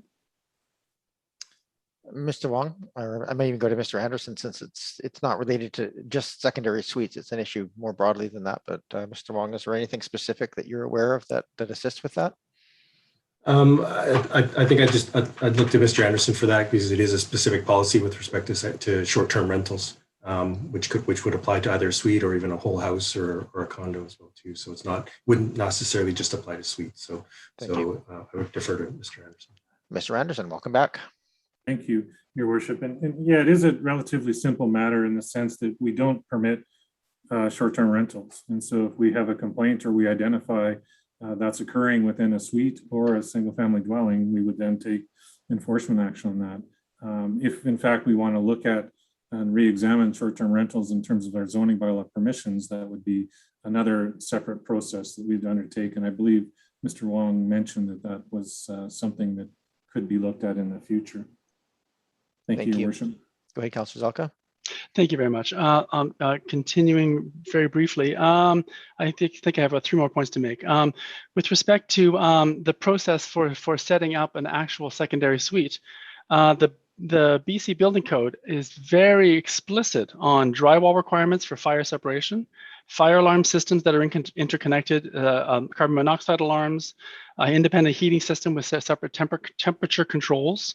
All of these things need to be in place, according to the BC Building Code, before a secondary suite can, I guess, legally be allowed. From the provincial perspective, is this being anticipated as part of our process going forward? I just need to clarify that with I guess, and I'll start with Oak Bay staff, please. Actually, I'll give it to Mr. Wong because it's an issue that most, I think, all jurisdictions struggle with, and it's really core to our decision about existing versus new suite and policy. So go ahead, Mr. Wong. Thank you, Your Worship.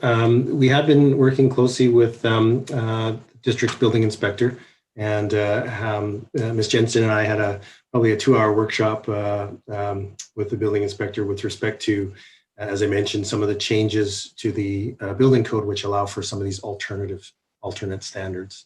And so they do allow some flexibility with respect to the items that Councillor Zelka had talked about.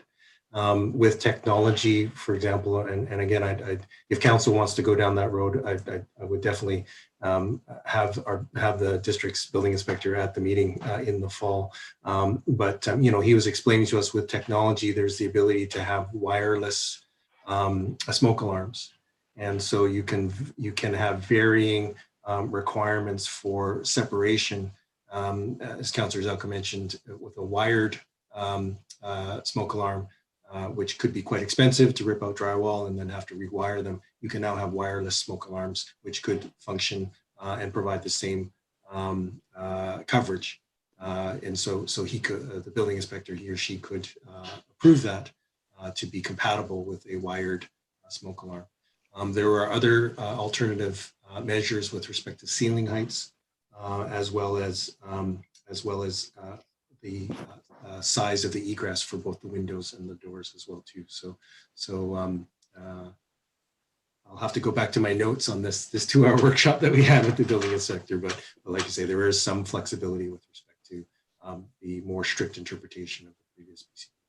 Thank you. Mr. Anderson, you had your hand up, but you've taken it down. I think what I'm hearing here is you're looking for direction from us that we want to find a way, whether or not we want to find ways to accommodate existing older suites that don't necessarily meet all those codes.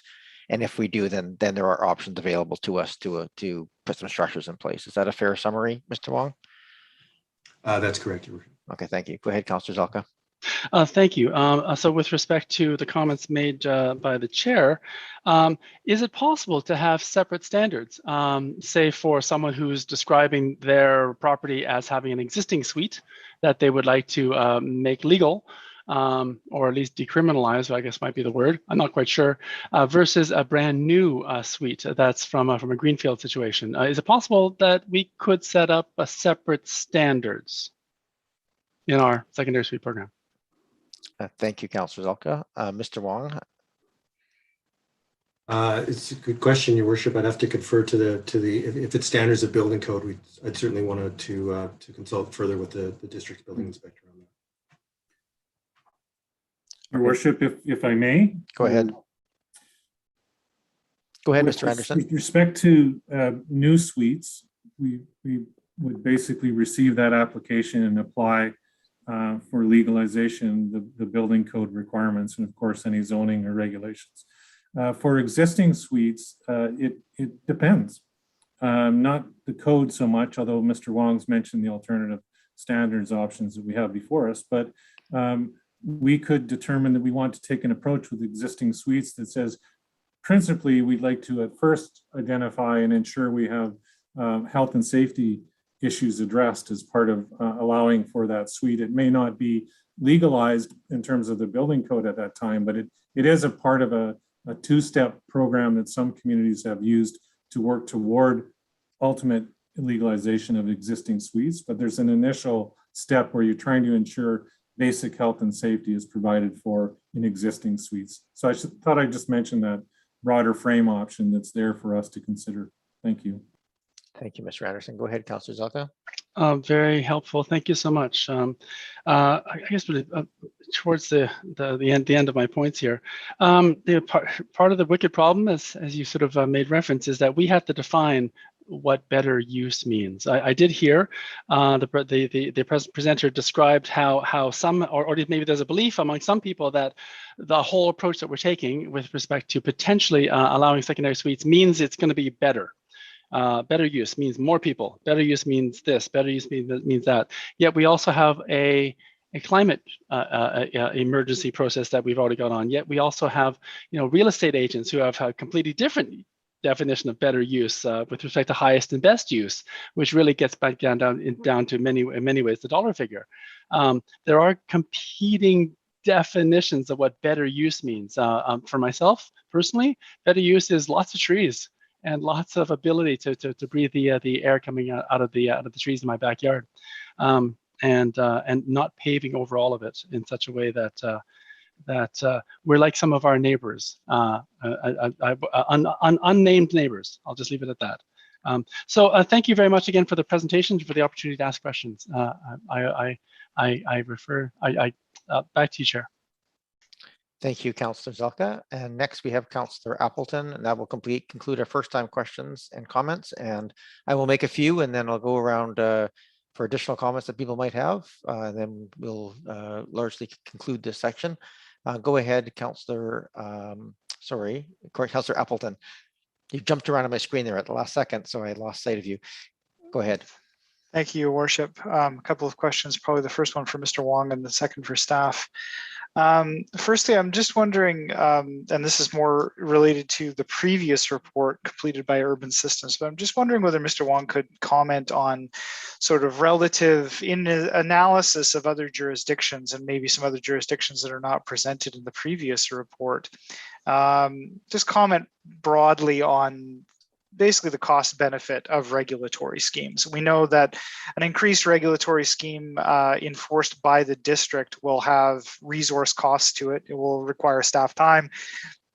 It'll require associated resourcing. And I note in the previous report that Sydney, for example, in an analysis indicated a higher workload, where other jurisdictions had indicated that wasn't necessarily the case. So I'm just wondering whether Mr. Wong might be able to comment broadly on that sort of framework. We have to be very judicious in how many resources and what kind of district resources we apply to monitoring secondary suites once allowed. And I'm wondering whether or not that might actually sort of put us into a revenue negative type of situation. So thank you, Your Worship. Thank you, Councillor Appleton. Mr. Wong. Thank you, Your Worship. I mean, every community has, its own, as it implements secondary suites, had its own pathway towards enforcement and regulation. And so the experience of every community was varied based on, I guess, the level of active enforcement versus passive enforcement. Some communities allowed for, say a 1 year, I hate to call it a grace period, but at least a 1 year voluntary registration period. And so that, encouraged people to register their suites and work through that process. Some communities certainly had a larger intake and a larger resource requirement at the beginning. And then others, as other councillors have noted, some 5-10 years later, there are still suites out in those communities that are still unregulated. And so depending on, in most communities, depending on if the communities still actively pursue those or pursue those on a complaint basis as well too.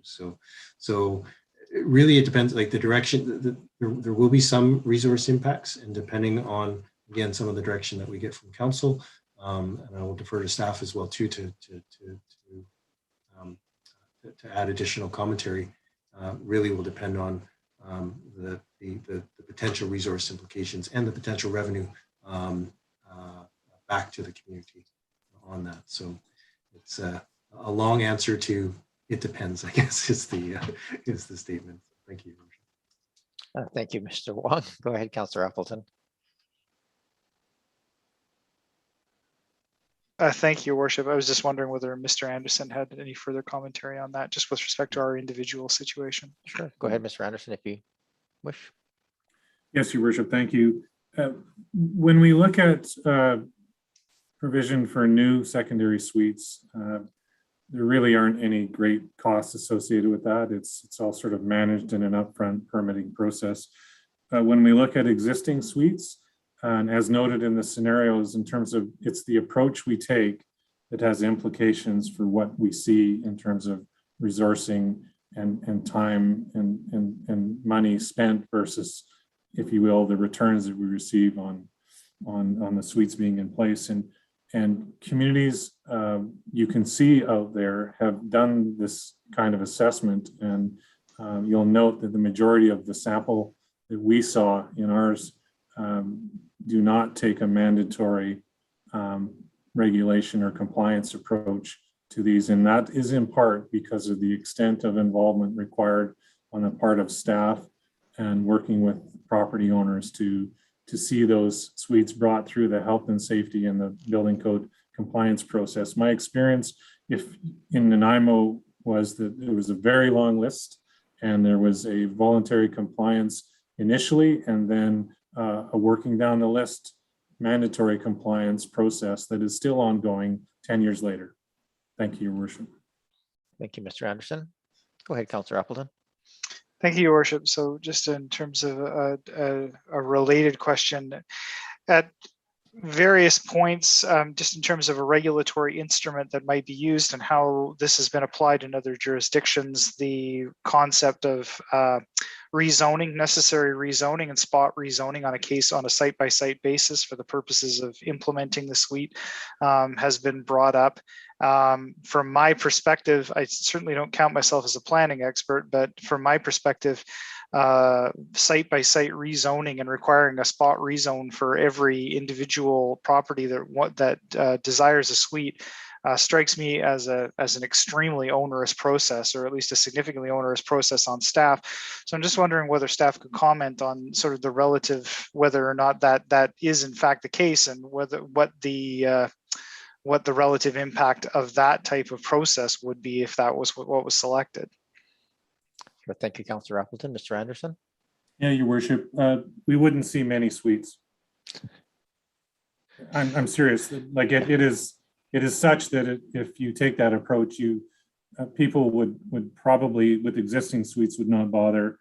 And with new suites, if you're thinking of building a home and you need to go through a rezoning process in order to add a suite in there, I think you do the math and go, not such a great idea. So I'm being a bit frank, but I think that's why that's really not a recommended option from staff's perspective.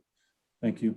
Thank you, Mr. Anderson. I would add to that just that fact, the delays, et cetera, would also add considerably to the cost. So the idea of affordable would be diminished as well. Go ahead, Councillor Appleton. Thank you, Your Worship, and I do appreciate Director Anderson's candor on that point, because I guess I would just make the statement again to loop around to the larger purpose of why we're doing this, is to provide quicker and easier access to housing for people. This is a housing creation of housing initiative. This is to create homes for people, and I think that it's incumbent on us to consider a process that isn't excessively onerous in terms of presenting options for people and getting that housing made available to people. And I just wanted to loop finally, Your Worship, I just wanted to loop back around to a point that was made earlier, just in terms of that the RS1 through RS5 zonings essentially encompass most of what you would call a single family house or a detached single family dwelling in the district. I'm just wondering whether staff could comment on those things which, the very small percentage of things which do not fall within the RS zonings, but could be considered detached dwelling. If we were to confine our discussions or confine our evaluation to the RS zones exclusively, I gather that we're not losing very many individual properties, that it would essentially could potentially be an efficiency or a time saver, not having to deal with the oddballs of those things which are outside of the RS zone. Sure. Thank you, Councillor Appleton. Mr. Anderson? Thank you, Your Worship. I mean, I characterized, I think Mr. Wong spoke to some, and I characterized some others. You would absolutely catch the majority of new and existing suites if we stuck within the RS1 to RS5 range. I believe the option A was just to allow for and not to necessarily let the overriding zoning restrict the ability to bring a suite in, but it would be a small percentage outside of those zones. So I'm not sure it's a significant consideration for us. Thank you, Your Worship. Thank you, Mr. Anderson. Councillor Appleton? Can I just really quickly ask a question on process, Your Worship? Go ahead. Just in terms of staff have indicated in their staff reporting that they're seeking direction from council on these things. We are being presented with several scenarios which have different components to them. I'm just wondering, either from your perspective or from staff's perspective, how is that direction to be conveyed in terms of, if we were to indicate that evaluation would be that we would prefer that evaluation be limited to certain scenarios only, or that certain components be excluded or included, would that be done by motion, or do we convey that to staff just through this discussion? Because everything exists on a continuum, and I'm just wondering how we would definitively include or exclude a given component. Sure, thank you. I'll give my 2 cents and I'll go to Mr. Anderson for his guidance on this. I think what I would like to do as we conclude these questions is maybe go around and just take some commentary from, some people made comments already, but just take some commentary. And if there's some themes arising there, I think staff can take those. If there's outliers, I think we want to make sure we're capturing those as well, not necessarily eliminating them, but I would see this process tonight as we do with all the public consultation on these discussions, to make sure we're flagging, things that we're trying to achieve and trying to flag things we're trying to avoid, and making sure whatever comes back is best suited to give us some options on those fronts.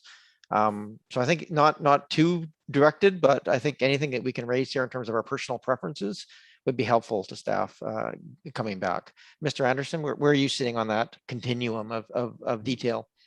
Thank you, Worship. And I thought that was an excellent explanation of what it is we're trying to see come out of this. Definitely some comments, and definitely give us some sense of any issues around elements within the scenarios or the attributes, but also give us sort of the opportunity to take this and come back to you in the fall with our goal is to get to a regulatory framework that we'd recommend consideration for council.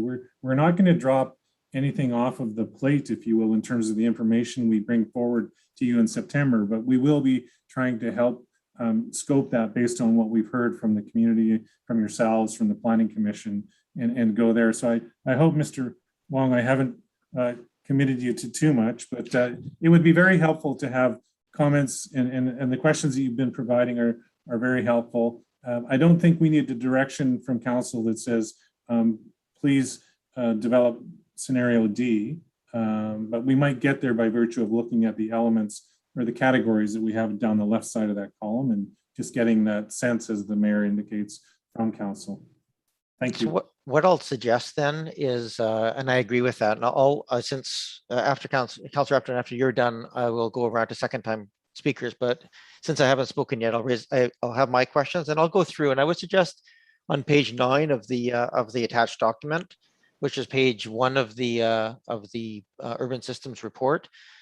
There is that list under the regulatory system that has suite type, land use, lot size, unit size, etc., in that kind of blue and green format. And maybe we could just walk through that individually and say where we fit on that spectrum. And if there's sort of general consensus there, that will help guide some of that what comes back. And if there's outliers, we'll make sure that we're addressing the concerns that sit with those outliers. And I think there'd be a few other nuances that we have to touch on in our comments that aren't necessarily included there. So that would be my suggestion. I'll try and demonstrate when we get to that, and hopefully it works to help clarify. Back to you, Councillor Appleton. I'm happy to yield the floor, Your Worship. Thank you. Well, I don't want it yet. I just was. Okay, thank you. I think most of my questions have been asked by members of council, which is no great surprise. You guys did a very thorough job of addressing the pieces there. I do want to tease apart one thing, which is just, I guess I'll ask the question because this I think is really core to success.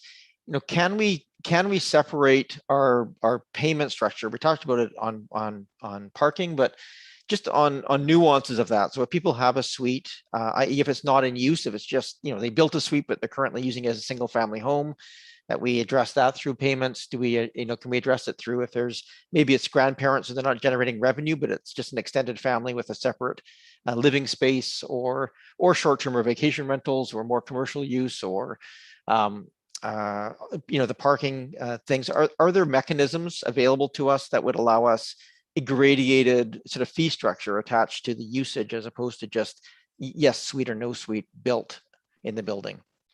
I'll direct it through myself to Mr. Wong. Thank you, Your Worship. I mean, the use itself would be defined in zoning, with the regulations defined in zoning. I think your question was with respect to a payment, and that payment then would be, I guess, would be tied somehow to a registration process that you're paying for the service. And so if it was a voluntary registration process versus a mandatory registration process is the discussion with council. Some communities use the business licensing program, and so then you would have to come in and apply for a business, and then within there could be parameters of that. And so if you aren't, so within there could be the owner occupancy components of that, but then there also could be who are you renting it out to, and and maybe you exempt the requirement for a business license if it is for a family member. And again, I'm just throwing these ideas at the wall as part of this discussion. And so there is potential that opportunity, but again, it depends on the registration process that council chooses to go down, and then can you exempt people out of that? And I think there is an opportunity to do that. Thank you. Okay, thank you. And for my clarification, I don't know if you know the answer to this or not, Mr. Wong, but I know we talk about this to help make housing more affordable, but one of the things that's come up to me has been the first time or more heavily leveraged homeowners, often young families, aren't able to use the potential revenue of a suite in their financing application. So the added value of the house that comes with the suite is actually makes it harder for first-time buyers to buy. Is that accurate? Do you know, or are there ways around that added, value on the lot with the suite that wouldn't impact first-time buyers or younger buyers? I've actually not heard that before, Your Worship. I would seek ideas actually from either staff or for other learned members of council who may know better. Well, it could come back in the fall. I think I don't need that here. I guess it would be just interesting to know if there's things that we can do to kind of help mitigate any of those factors if they do crop up. Do you know, perhaps either to yourself, I'll go to you, Mr. Wong. When BC assessment flags houses with suites, does that change their assessed value in that process? I've heard anecdotally that it does factor into it, but with respect to a specific percentage, is it 10% more? Is it 50? I don't know the exact answer to that, but I have heard anecdotally that it does add assessed, it does factor into the assessor's review, whether it's because it has an extra bedroom or not, or that would be the question. So, but I would seek any additional clarification from staff on that. Okay, thank you for that. I'll go through my my short the page 1 or page 9 of the report. For my take on things, my approach to this is new and existing. I think we have to address both.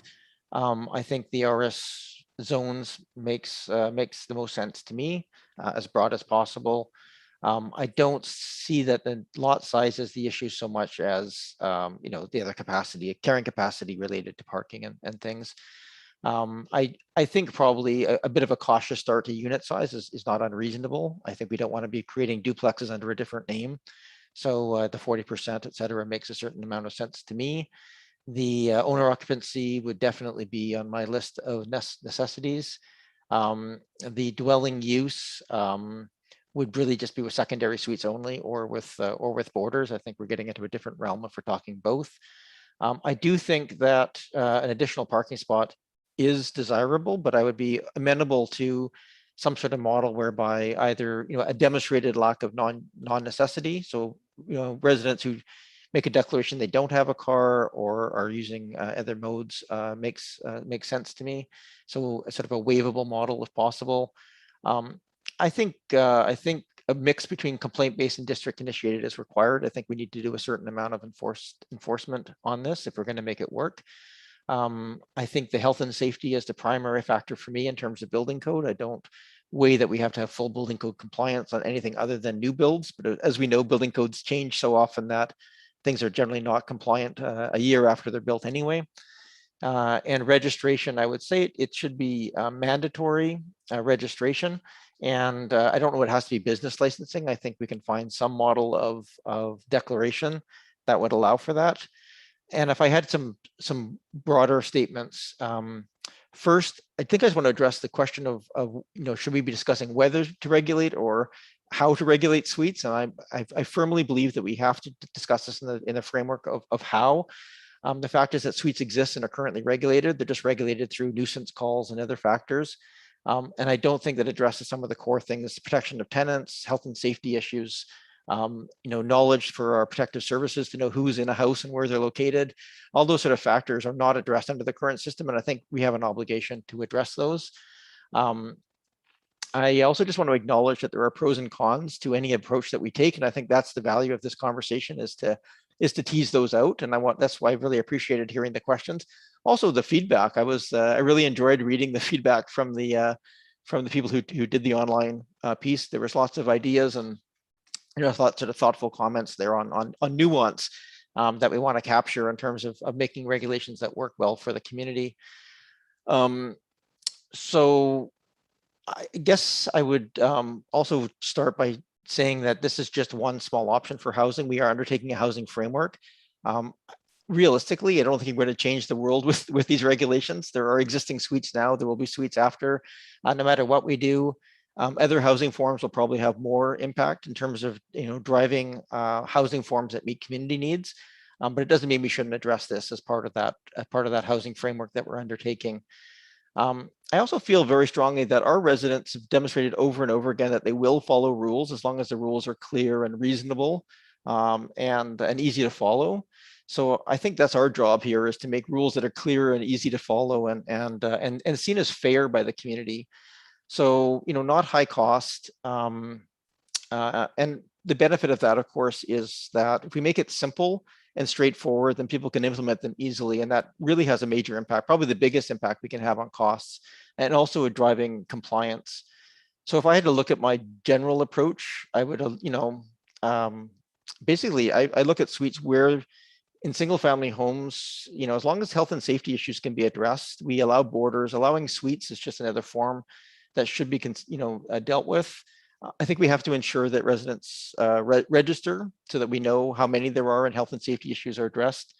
I think we can scale costs up and down based on the impacts of the community and maybe some social values, i.e., families living with families maybe have, considerably reduced costs, and ones that are more, commercial in nature and have bigger impacts like parking could pay a bit more.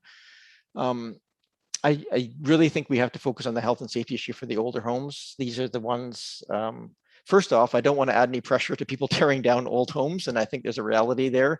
If we make it too onerous, that we'll lose some of those old homes. And these are often the lowest cost, they're very close to borders in terms of costs. And I think, if we're trying to be cognizant of low cost housing, this is the area we can probably have the most benefit, is to protect those and find a way to bring them in. I would point out that the higher the registration, the easier we make this, the clearer we make it, the fairer we make it, the higher the uptake, and that comes with higher revenue. I mean, even whatever it is, $10 a month or something, fee for people is still, with 1,000 suites, $100,000. I mean, it's that cheap if we have uptake, right? So I think we have to look at that. And I guess last point, not so fully addressed in this, is just whatever regulation we bring in, I think really needs to have flexibility, because I think we can put regulations in saying, oh, it has to be owner occupied, et cetera. But there are going to be situations where someone gets an opportunity to go take a job in France for a year or two and doesn't want to sell their home to be compliant with the whole piece, right? We want to be able, again, if we make it easy for people to let us know, then we can be reasonable in return. So I just want to make sure that whatever we're doing here is sort of thoughtful, flexible and simple for people and for the district. So those are probably my overall driving factors when I'm looking at evaluating the different options that we have in front of us. And certainly the A to D, I had a mix, and I sort of laid those out in my comments on those slides. So I think everybody's hands are up for the second time around as we're asking. So I'm going to go in the orders that I had them originally, which is Green, Patterson, May. Sorry, I'm just going on my screen here. So go ahead, Councillor Green. I'll do Green, Patterson, May, Appleton, Braithwaite, Zelka, if that's okay. And thank you very much. And I really appreciate all the wonderful questions that my colleagues asked. It helped a lot. I had one question and then I have comments, and I'll be as brief as possible. I just wondered how Oak Bay defines a cooking facility. And the reason I asked the question is that I think we split hairs between boarding and secondary suites. I think that you can provide cooking facilities without providing a conventional stove. So I think I want to clear up that sort of there. In my opinion, there is no distinction. You still have two dwellings in the same home, whether people board or not, I think is not really moot. And the other question, and thank you, Mayor, for mentioning this, that was my question around the owner-occupied issue and whether an owner had to relocate for a period of time, either for work, personal, or family reasons. Would he or she be in non-compliance, and how would that impact them? So I think you're right, flexibility is key. And so I guess what I feel, and everyone knows, and they've known for 10 years, that I'm supportive of secondary suites and some form of regulation, and always have been. Was part of an initiative in another community, and that was very successful. Suites are now allowed there across the municipality. So I guess when I look at local government on issues like housing, I want us to look at what's possible, not what's impossible. Because I know, and I've talked to people who live in secondary suites here in Oak Bay, they don't feel legitimate. They are fearful often. And there are barriers to their being able, they have their own personal barriers to being able to either purchase or rent a large apartment or condo. So I really think that this is a social issue for us and one that we need to tackle head on. As well, it's true that it will create tax revenue for the municipality because it will be defined through assessment as two dwellings in the same house. And that does increase tax revenue for the municipality. And I appreciated the comments on utilities and water and that kind of thing. They are already monitored, and it's based on household consumption. So that's covered off. So my comments are just that secondary suites do provide accessible housing through gentle densification and preservation of existing streetscapes, green spaces, and tree canopies. Suites provide options to a broad range of people: single individuals, families and seniors, and couples with no children. They also address a wide range of housing needs. They are often less costly. They offer potential for caregiving. They enhance security and safety for homeowners who live alone, as well as providing much needed housing. They also assist the homeowner and supplement maintenance costs on the home. And there are tax advantages for the municipality, as I've already mentioned. And I think at the end of the day, it enhances a sense of belonging and community diversity, and also may result in the preservation of older homes. And how many times have I heard people mourning over the loss of older homes?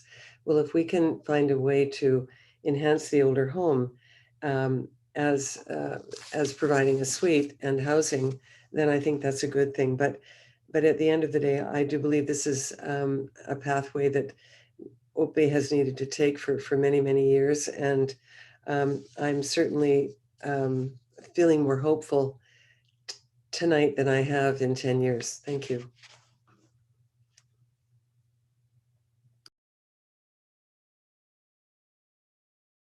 I'm sorry, I didn't go down the list. I apologize.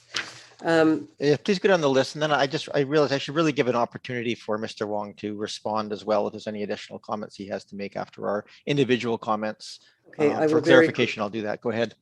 I will quickly go down the list. I support new and existing. I support the RS zones. I don't, I support no minimum lot size. I also support no restrictions on unit size. I support owner occupancy and single family dwellings, whether boarding or secondary suites. I support one parking space. I think it should be complaint-based. Health and safety is our primary. And I would take under advisement the voluntary versus the mandatory issue on business licensing and or registration. Thank you. Thank you, Councillor Green. Mr. Wong, I just want to give an opportunity to you. I rattled off a lot there in my comments and then moved directly to the next speaker without giving you a chance to comment. Is there anything you wish to add or on either mine or Councillor Green's comments? Thank you, Worship. Other than I'm glad that this is going to be recorded because we'll be able to watch it back and then go through each of those. But no, I think your comments, both your comments were very well received. I've got good notes on them. We'll come back to Councillor Green's comment with respect to a cooking facility. My recollection with the building inspector has generally been the suite would be defined with as you said, Councillor Green, with a 240 volt for a conventional stove, and that's generally the trigger that allows or doesn't allow that second cooking facility. But we'll get clarification on that when we come back in the fall. So other than that, Your Worship, both your comments are gratefully received. Mr. Wong, since you raised that question, when Councillor Green asked the question, can you clarify to me what other jurisdictions do to define a suite in a building? Do they use that or a kitchen facility, or do they use some other definition? They use cooking facility, Your Worship, I believe, and we can come back to the specific definitions of a cooking facility. Okay, yeah, it'd be nice. I mean, I think the clarity of definition of that would be very helpful to whatever approach we end up taking, so people again understand exactly where they trigger and where they don't. Those regulatory pieces. I have next Councillor Patterson, then Ney, then Appleton. Thank you, Mayor, and very interesting discussion here. Lots is coming out. I guess I'm not quite as optimistic, perhaps, as you are, Mayor, about registration. In going back to the OCP, a lot of the rationale for the affordability was for creating income for homeowners who were struggling with mortgages, and so it has concerned me going into this because my feeling is that if you are struggling with a mortgage, it is also going to be difficult to perhaps do some of the modifications that are required for health and safety. And given the pressure on the housing market in the greater region right now, I'm concerned. So hopefully phase in will allow for that, because what I don't want to see is I don't want to see suites forcing people out of the suites in this difficult market because of lack of phase in time for them to do this. And there can be substantial costs in even just updating, not to total building code, but just for health and safety, particularly for our older housing stock. So that is a concern. Our OCP also said that monitoring and review systems needed to be in place. But again, certainly if you're correct, Mayor Murdoch, and we do get the registrations, that's quite feasible, and we could achieve that. But if we really look at what is happening in so many communities, the overwhelming number of secondary suites are really unauthorized suites. And so I don't know how we will measure success in this program if that in fact is the case in Oak Bay. If we don't have a large uptake in registrations, particularly of the existing suites, does that mean that we are not successful with the program? And in the larger picture of the housing framework for the district, how do you get around a framework if you cannot, in fact, quantify in some way whether you are meeting targets that you hope to meet, or is it just based on perhaps census data as it comes in? I don't know what other municipalities do. If you get Vancouver with 80% of the suites are unauthorized, how do you factor those into developing a housing strategy? So if staff or Mr. Huang have some insight into, how will we go about measuring success? How will we determine that? Thank you, Councillor Patterson. I think that's the big crux of the issue we have facing us. Mr. Wong, any additional comments you wish to make? Thank you, Your Worship, and then I may turn to Mr. Anderson because he has direct experience in Nanaimo, and I think he did reference the Nanaimo experience, which was, I think, as Councillor Patterson was talking about, this longer phase in. And so, in Nanaimo, they did have a two-phased approach where they did, give people that year to 2 years to register their suite. There was no judgment there whether it was legal or not, or to code or not. But at least it created that list. And then as they started going through that list, and as Mr. Anderson said, and it has taken 10 years to kind of then start the enforcement, the education, the working with the individual homeowners to try and bring those suites up to at least minimum health and safety, and then possibly to code.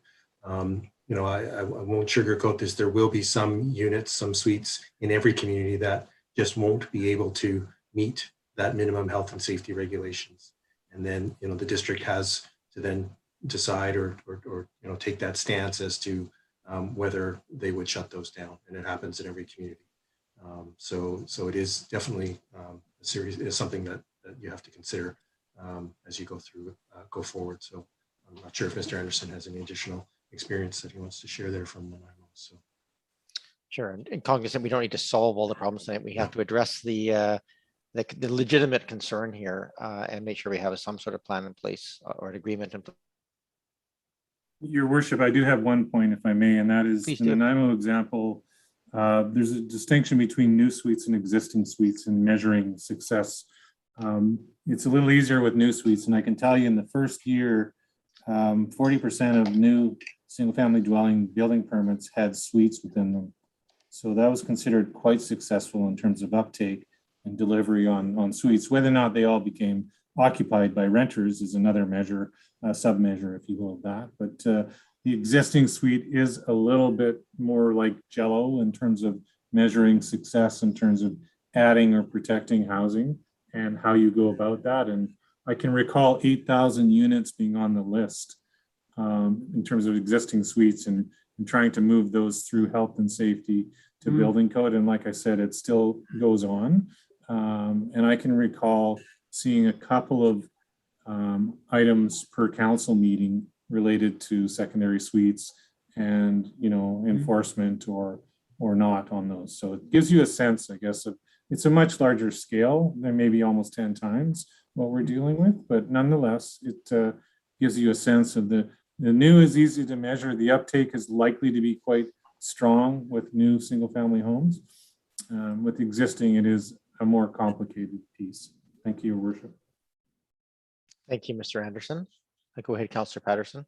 Yes, thanks. I do appreciate that because, as I said, my concern with the existing suites in the older homes is health and safety compliance. And in a marketplace where there is so much pressure on housing inventory, I don't want us to be adding to the problem rather than trying to find a resolution to the problem.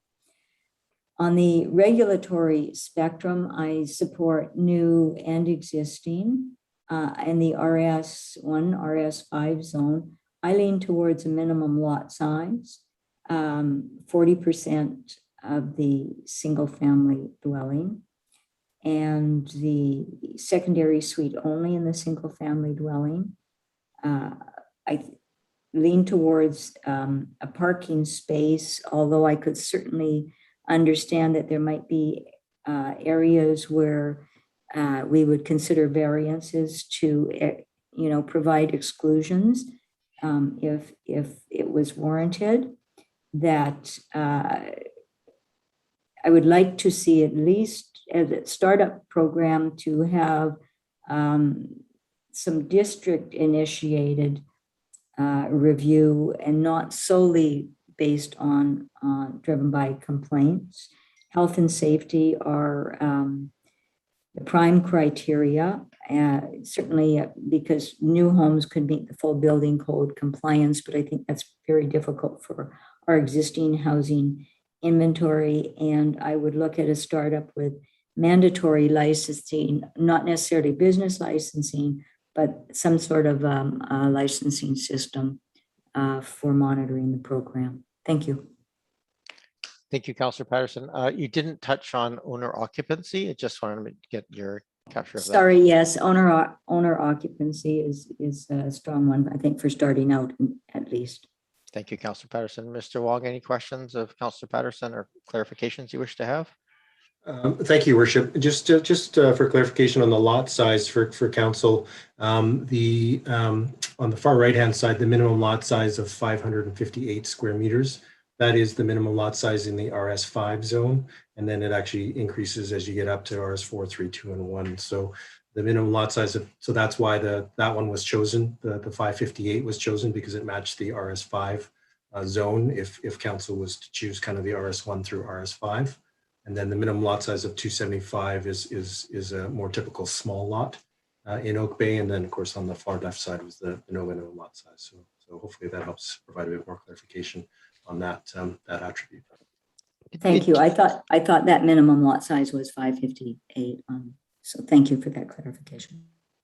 Thank you, Councillor Patterson. I think it's important for anybody watching to know, though, there is no official lot or zoning under RS 1 to 5 that includes 275.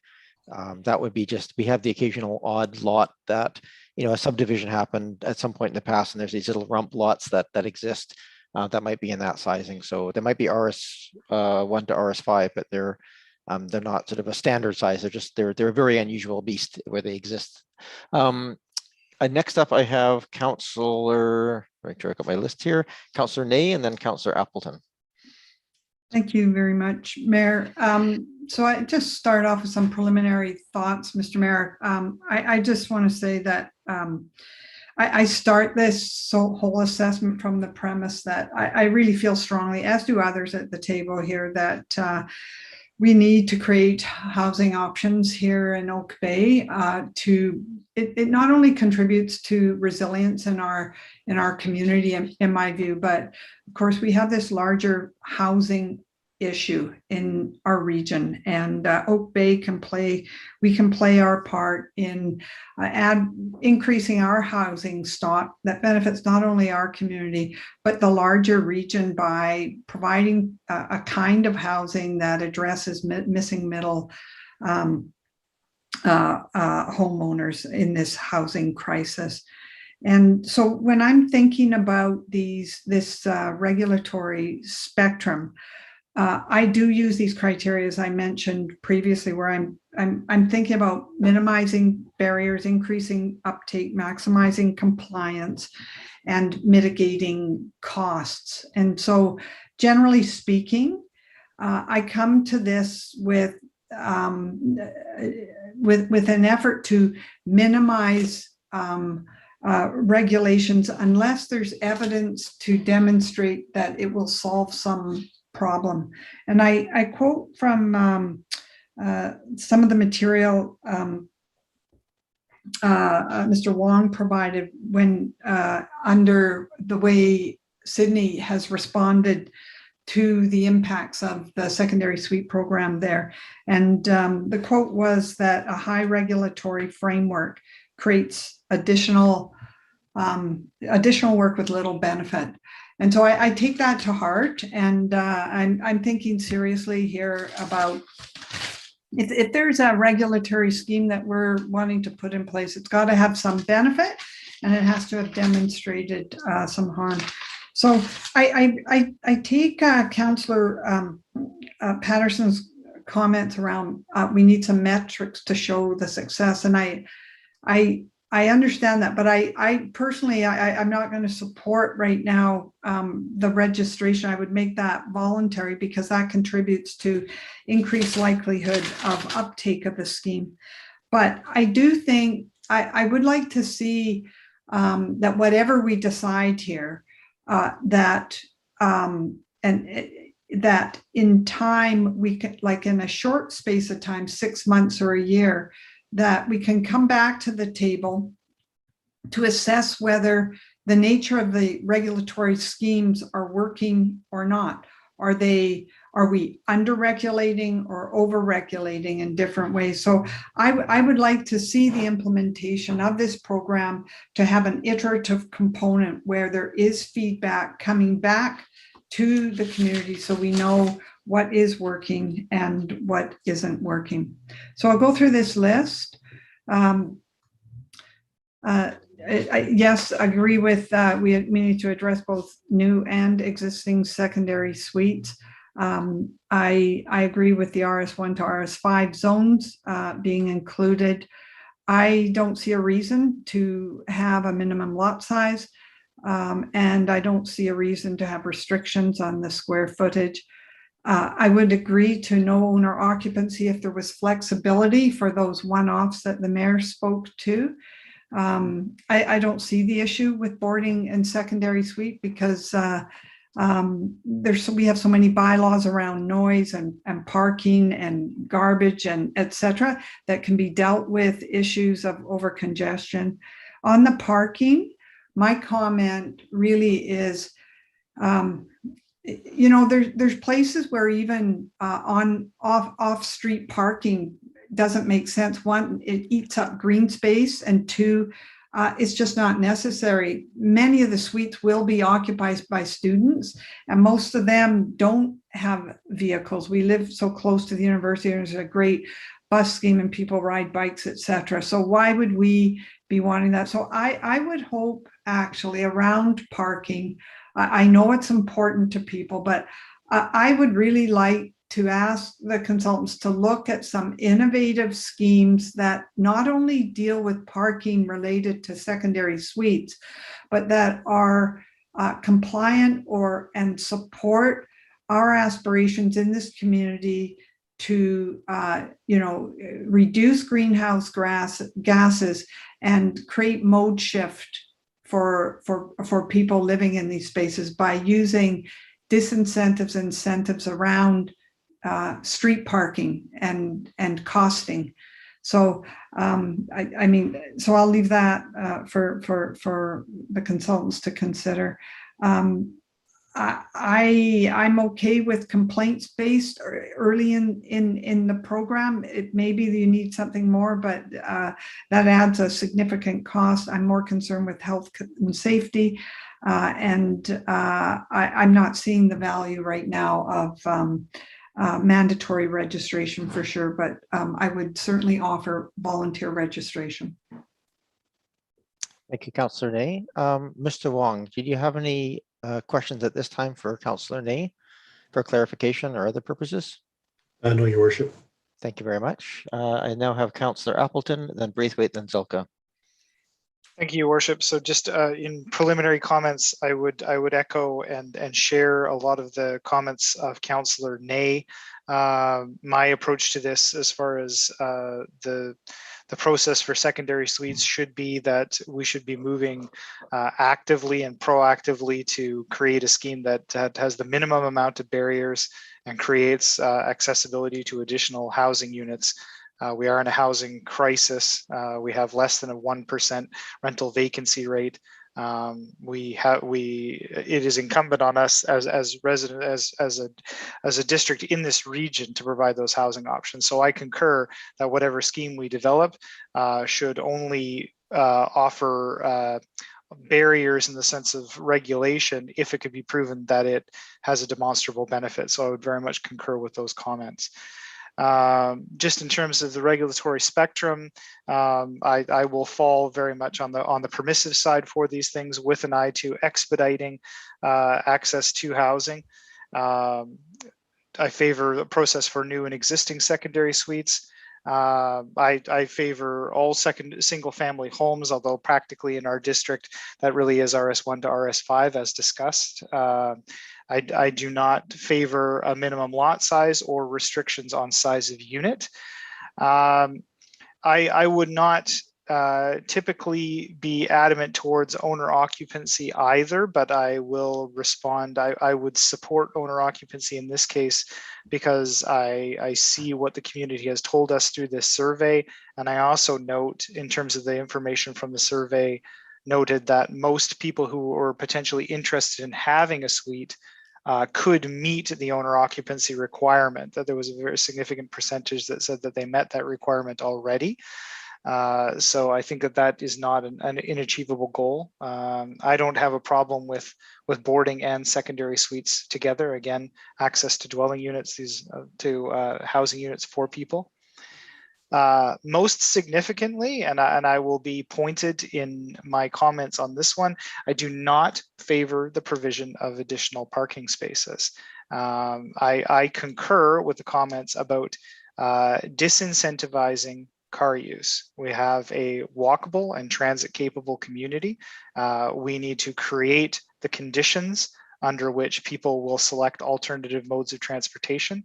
And has been noted, when we talk about parking, we are talking about a situation where we're discussing using public space. The streets are public space for the storage of vehicles which are private property. So we need to be very judicious about how we decide to expand the usage of public space for that purpose. So I do not favor an additional parking requirement for secondary suites. I favor complaints-based enforcement. I favor health and safety in conditions for, as far as code goes. I do favor a phase-in period. A phase-in period has been referenced multiple times. I do think that an adequate and ample phase-in period for those code considerations should be factored in. And I do favor voluntary registration. I do hear comments, the comments, and I do value the comments about developing a metric and being able to keep track of things, to be able to track this over time. And I appreciate and I agree with that comment. I would like to be able to try and collect that data without creating an onerous process associated with that. But again, I will make that comment so that the consultants can potentially take that into consideration for the final reporting structure. And then just in conclusion, Your Worship, I would just make a few comments about some of the points that were raised here. I am not in favor of a pilot program. I think we need to move forward with getting this done on an expedited basis. And I think many members of the public have said the same thing.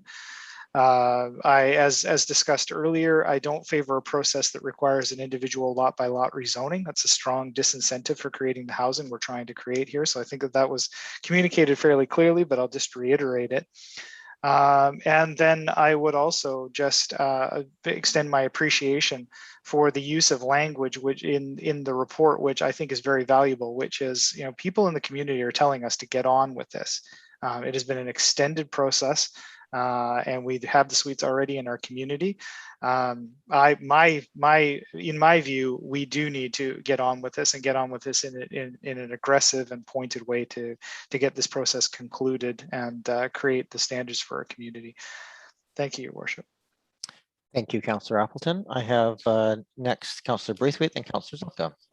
Oh, sorry, before I go to them, Mr. Wong, any questions for Mr. Appleton or clarifications? No, Your Worship, that was very clear. Okay, thank you. Go ahead, Councillor Braithwaite.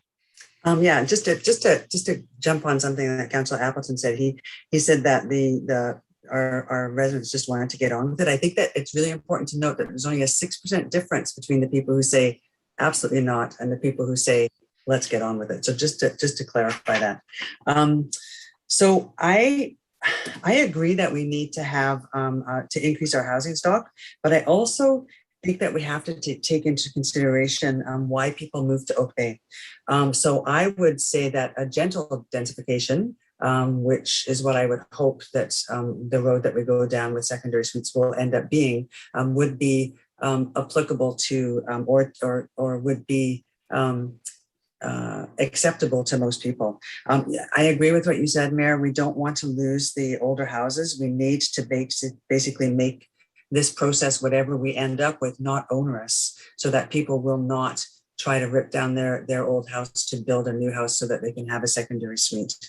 I have I like the graduated fee structure and the phasing in whenever we get to that piece. And then as far as the regulatory spectrum goes, I think it should be new and existing suites. I think that the RS1 to RS5 zones, I would have really liked to have seen us try just one neighborhood to see, to take a baby step first to see, to kind of iron out some of the details. However, if that's not to be, that's not to be. So I'd be fine with the RS1 to RS5. As far as the lot size go, I would like to see the minimum lot size of 558. As far as the unit size goes, 40% of SFD or 115 meters, whichever is less, or just the 40% of SFD, I'm okay in there. Feel very strongly about the owner occupancy, but take to note the comments that my colleagues have said about there are sometimes extenuating circumstances. So I think that can be built into that. As far as dwelling use goes, I feel pretty strongly that we should only have secondary suites and no boarding. And one of the reasons for that is because to add the boarding in there along with the secondary suite is going to increase the parking yet again. And I think that that's where we're going to have the biggest issue.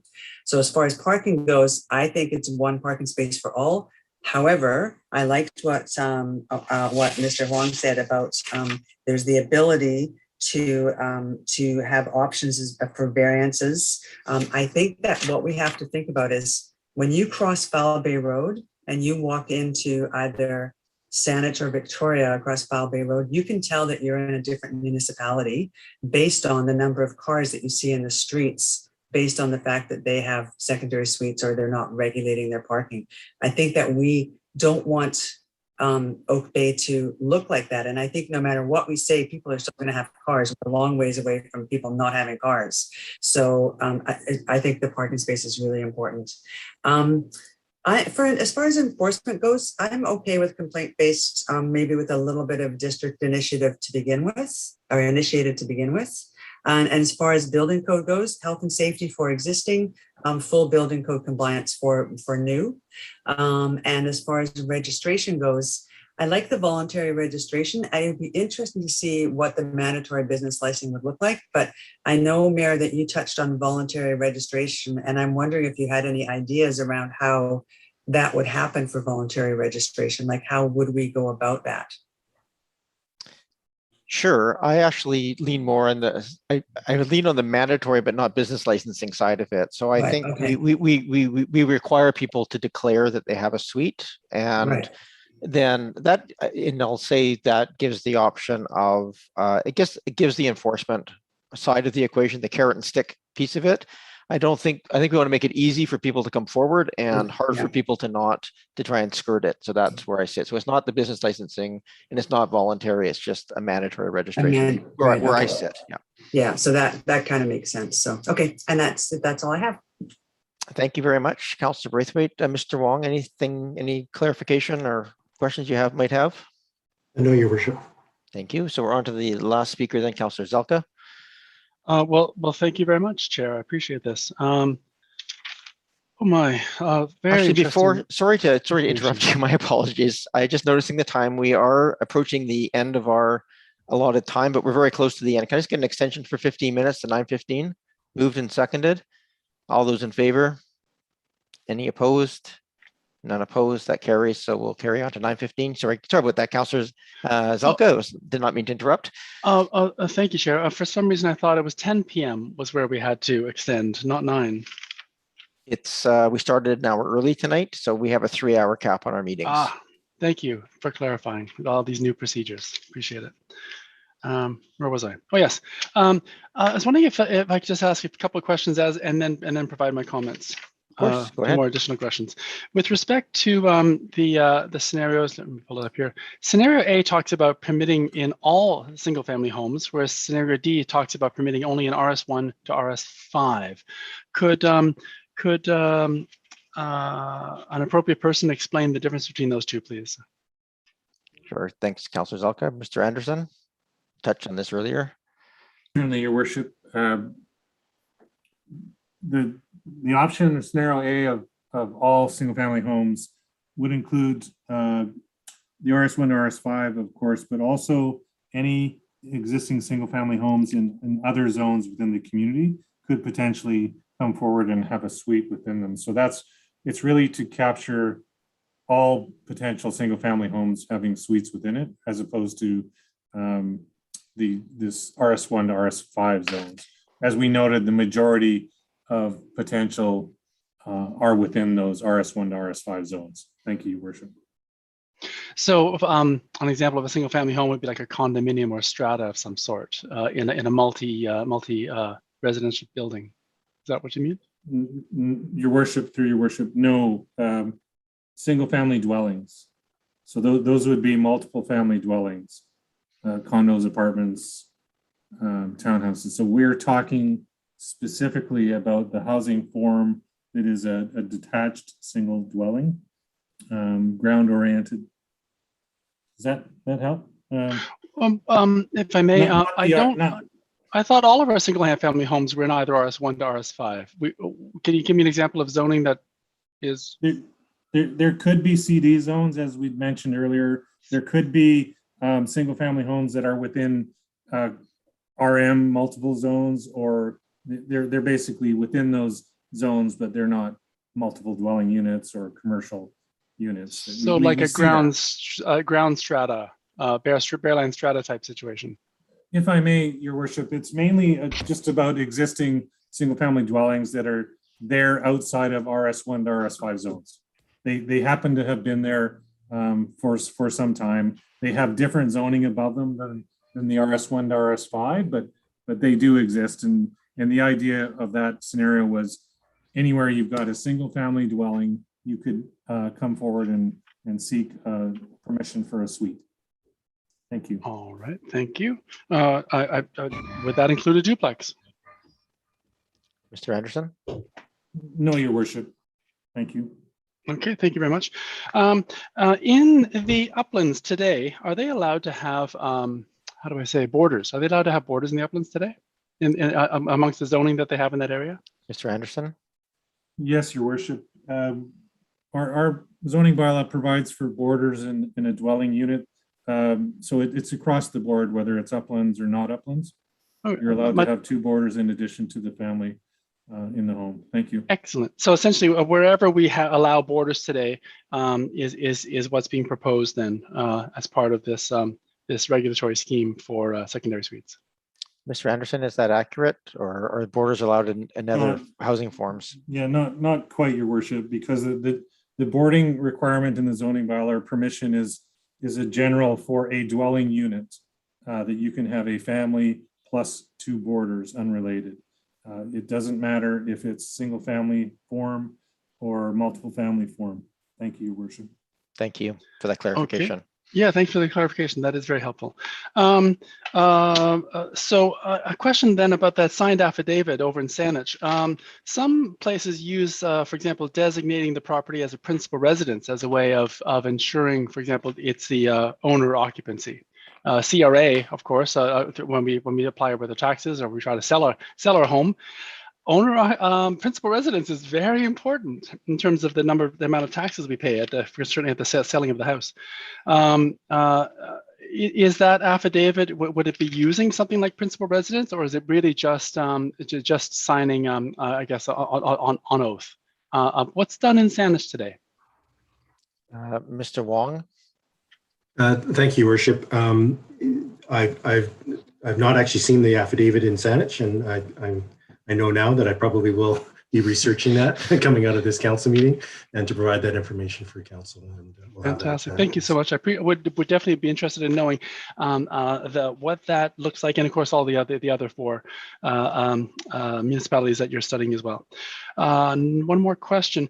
A previous councillor suggested that it would be great to build a review process in, and maybe from an iterative process, maybe look at this and possibly refine it. But I do know that if we do change the land use zoning or the land use approach, and someone starts to use the land in that certain way, and then in a couple of years we decide to take it away, that doesn't take away their use of the land in that process. We create a situation called legal non-conforming. When Oak Bay, for example, took away some aspects of duplex zoning, we now had all these legal non-conforming duplexes, but we didn't force them to shut down. So I like the idea of a review process. Would staff have a suggestion on how we could do that in a way that would still allow us some measure of control? Sure, and I may just ask that we bring that back to the fall to have that option laid out. But if there's an answer available at the table here, I'll go to Mr. Wong for that.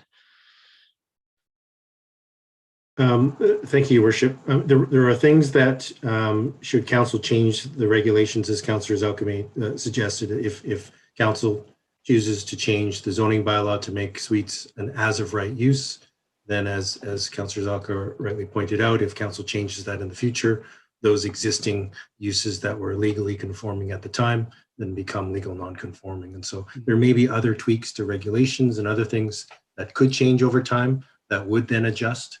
But certainly those things that are defined as legal non-conforming, if the zoning bylaw changes, would do that. So, so the review process may change some things, and it may not affect others. So, Mr. Wong, can I? Sorry to interrupt, Councillor Zalk, but just I think I need a little more clarification on that one point. In that, does this automatically trigger an as of right zoning change in the way that we're contemplating this, or is that one possible way, but there are other ways of addressing the allowance of secondary suites? And I see Mr. Anderson unmuted himself, so maybe I'll go to him first. Thank you, Your Worship. I'll let Mr. Anderson answer. Oh, I was certainly going to be there for support, Your Worship. Sorry. No, I can. Oh boy. In terms of we can bring this back to the fall. I don't want to put you on the spot here. I just want to clarify, though, that amending the zoning to provide for secondary suites, that comes into force and effect as soon as that bylaw is adopted. So there's no rolling it back without going through the same process that got you there, is maybe the point. And then the implications of anything that you've permitted by building permit in accordance with the new rules maintains that status, even if you change the rules. The one scenario that I suppose in some regard might have allowed for that opportunity would be the idea of a pilot, but I think we've seen that there's not a lot of support to sort of go on an exploratory in terms of the energy it takes to get you going with respect to this. But that is probably the option out there that would not put into place through zoning permanently that permission. Thank you, Your Worship. Oh, that's very appreciated for the clarity, Mr. Anderson. Thank you. Go ahead, Councillor Zalka. Thank you so much, Chair. I'm definitely interested in innovation. I'm not interested in a pilot, but I do like a potential review process. And I do notice that other municipalities make extensive use of temporary use permits. And I would hope that in the report that comes forward in the fall, that there might be mention of that as one of the potential options we could use that would allow us to legally roll back a use if we chose to. I don't know if they know we would, but at least it would allow a proper review process. And I would just, I'll just leave that there for now. But let me make reference to an assumption that I felt that when I was reading the report, there appears to be an assumption, and I just want to confirm this with staff, that it's going to be an in-zoning approach. That whatever's going to come back to council is going to be in the zoning, even though throughout all the documentation I read from the province, they kept warning over and over again, zoning can potentially be struck down in the courts. I am familiar with some bylaws that have been struck down that we thought were pretty the municipal councillors thought were pretty hard and fast, and yet the courts chose to strike them down. Since we know already that an in-zoning approach, assuming we take a regulatory approach, which I'm hoping for, is suspect, why is that an assumption of an approach we're going to take? Go to Mr. Henderson. Go ahead. Thank you, Worship. If I may, in my opinion, I think we're making too much about whether or not you can have owner occupancy within a secondary suite approach. And I don't want us to go down the path of saying we're not going to consider zoning for suites because we're worried about a potential owner occupancy challenge with respect to the primary zoning permission of use in a bylaw versus the secondary regulation or condition attached to a suite. It's a pretty complicated legal challenge, if you will, and I think you can tell that it hasn't been done, and I don't think it's likely to occur. And we can get a legal opinion on that, but I'm going to give you, that's my professional planning opinion on the topic. Thank you. Thank you, Mr. Anderson. Councillor Zelka. Thank you, Chair. I absolutely love our CAO and her approach when she says over and over again in open session and elsewhere that staff serves at the pleasure of council. So I very much appreciate your opinion, but I am worried about this, especially since the province makes very explicit points out very explicitly that this is suspect. So I would hope that whatever comes forward will look at alternative ways of nailing down the owner occupancy aspect, because I can tell you it may not be important to some staff members, but it's bloody well important to me. And it's the only way that I would, for myself, that I could potentially see any support coming forward. As I say, I'm speaking for myself. Can I I'll just confirm with Mr. Wong, when in the fall, when it comes back, the owner occupancy portion of this will be explored and options brought forward as to how that might be implemented or enforced. Is that a fair statement, Mr. Wong? That is, your worship. Okay, just so we're clear then, and so I think thank you, Mr. Councillor Zelka, for being clear about your concerns because then we can address them. Clear, and thank you very much, Chair. Last point I'll make. I guess we're showing our cards. Scenario D, I go with the majority of those on the scenario. The most restrictive approach possible is the approach that I would take. Because I am scared. I'm trying to be polite. I'm not particularly. I'm very worried about short-term rentals. If short-term rentals weren't out there, I would feel a lot more comfortable with this. But I really don't want to facilitate an approach that opens up the door to short-term rentals. And my worry is that this is. You've heard the concept of a gateway drug. This is like a gateway to another land use that some of us, at least I am, worried about. So hopefully that's very clear. Scenario D basically lays out how restrictive I'd like to be, which is maximum. Thank you. Thank you, Councillor Zelka. Mr. Wong, are there any clarification questions you have of Councillor Zelka? No, your worship. Okay, thank you very much. And I'll just reiterate again, of course, the important thing here is that staff come to us with their ideas and their professional opinions, and we can always, as a council, override those as we see fit. But I don't want to give the staff any feeling that they shouldn't be giving that best opinion as they come forward. I think it ends our generalized comments here from council. Is there anything? I don't think I have anything else to add to my comments. I think I really appreciated the thoughtful comments that were made here. I certainly look forward to some of the details. I think we have a lot to work with. I think it'll be very interesting to see where we fall on the spectrum of voluntary versus a mandatory piece. I think that is, to my mind, an inverted scale to the complexity of the regulations that we put in. the simpler we put them, the more mandatory we can make them, and the more complicated we make them, probably the more voluntary, because the reality is we're just not going to get the uptake no matter what. Even if we make it mandatory, it's still essentially voluntary. So, but I look forward to all of that discussion and seeing what comes from the comments made here tonight. Mr. Wong, I want to go back to you. Is there anything else you wish to touch on before we wrap this section of the meeting up, and then I'll go to Mr. Anderson? And I just go ahead. Sorry. Sorry, go ahead. No, I was just go ahead. Thank you, Worship. No, I just wanted to thank Council and the community for all of your input to date on this process, and really looking forward to working with staff as we deliberate on your comments and as we come back further in the fall and to get further direction from you at that time. So thank you very much for your time tonight. Thank you, Mr. Wong. I can say on behalf of Council how much we appreciate the detail in this report and the background information. There's a lot of moving parts here. I think it's, yeah, we're in good stead here to move forward and start teasing out some of these the details as we go forward. Mr. Anderson, anything else from you before we close off the session and get to motions?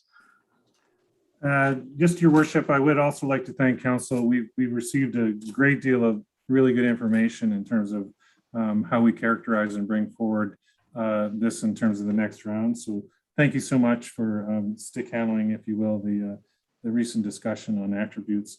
And yes, I guess next we would look to the motions or the options that Council has before it within the staff report, particularly looking toward the future and bringing something back to Council in September. Thank you, Your Worship.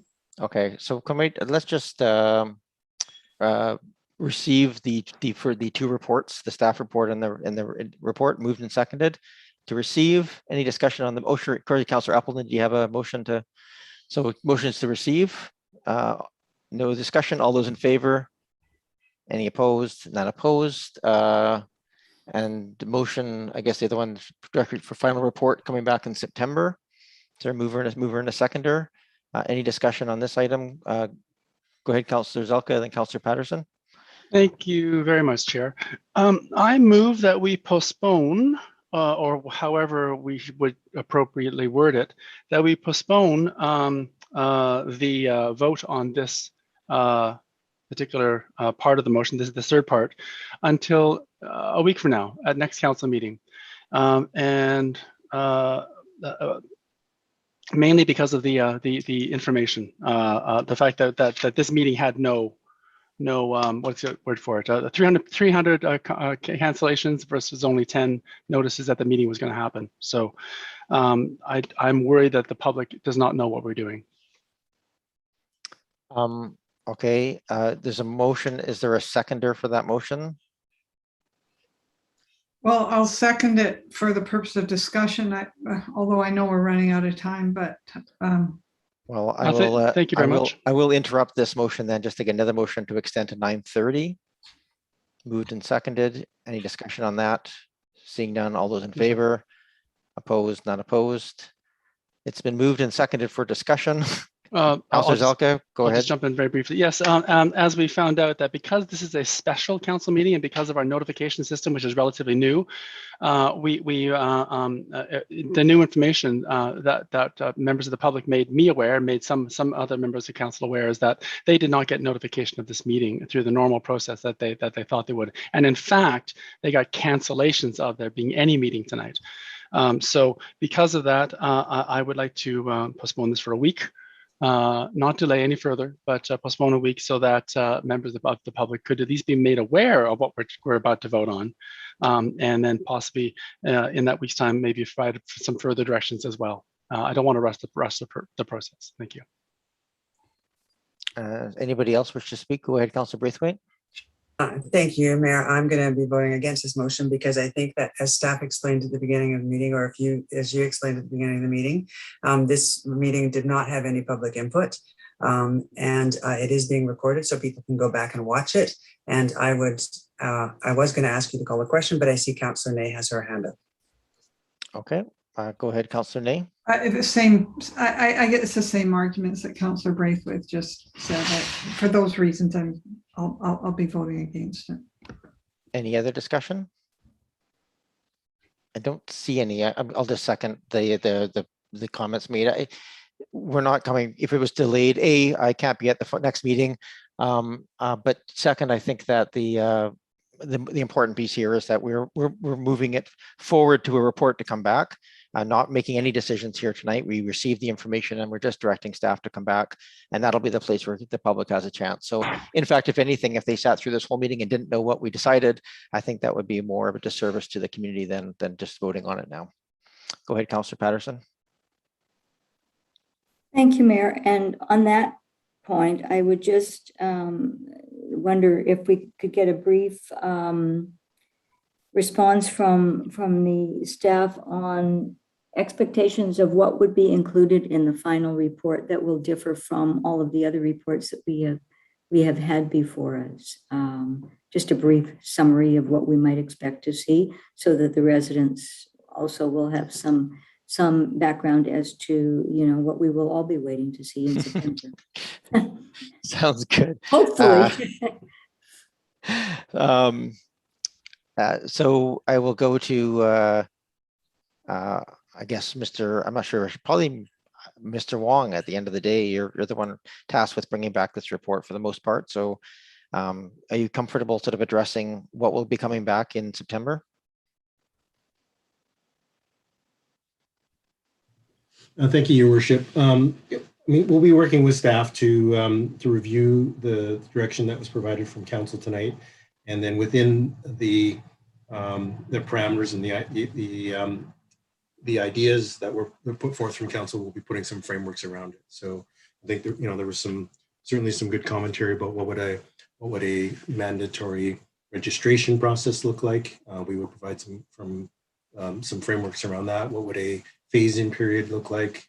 What would an owner occupancy affidavit look like? It would definitely clarify the owner occupancy wording and the legal framework around that. And so just putting a bit of structure and framework around that potential regulatory directions that we're receiving from Council. And then also staff would also need to look at what the potential resource implications would look like as well too. So I'll stop there and thank you. Thank you, Mr. Wong. Councillor Patterson? Just a quick follow-up to that then. And at that time, when that report comes back, will that be going to a committee of the whole, or for what will be the public input on that final report? Thank you, Councillor Patterson. Mr. Anderson, that's more a procedural question for you. Thank you, Your Worship. Yes, the intent is that we would bring this back to a menu for Council and for the community to provide their input to Council on what is presented to them. We also had contemplated that we would see this go before the Advisory Planning Commission Land Use and seek a recommendation from that group to provide Council some input as well as staff input on this process. And I will just go back to Mr. Wong's comment.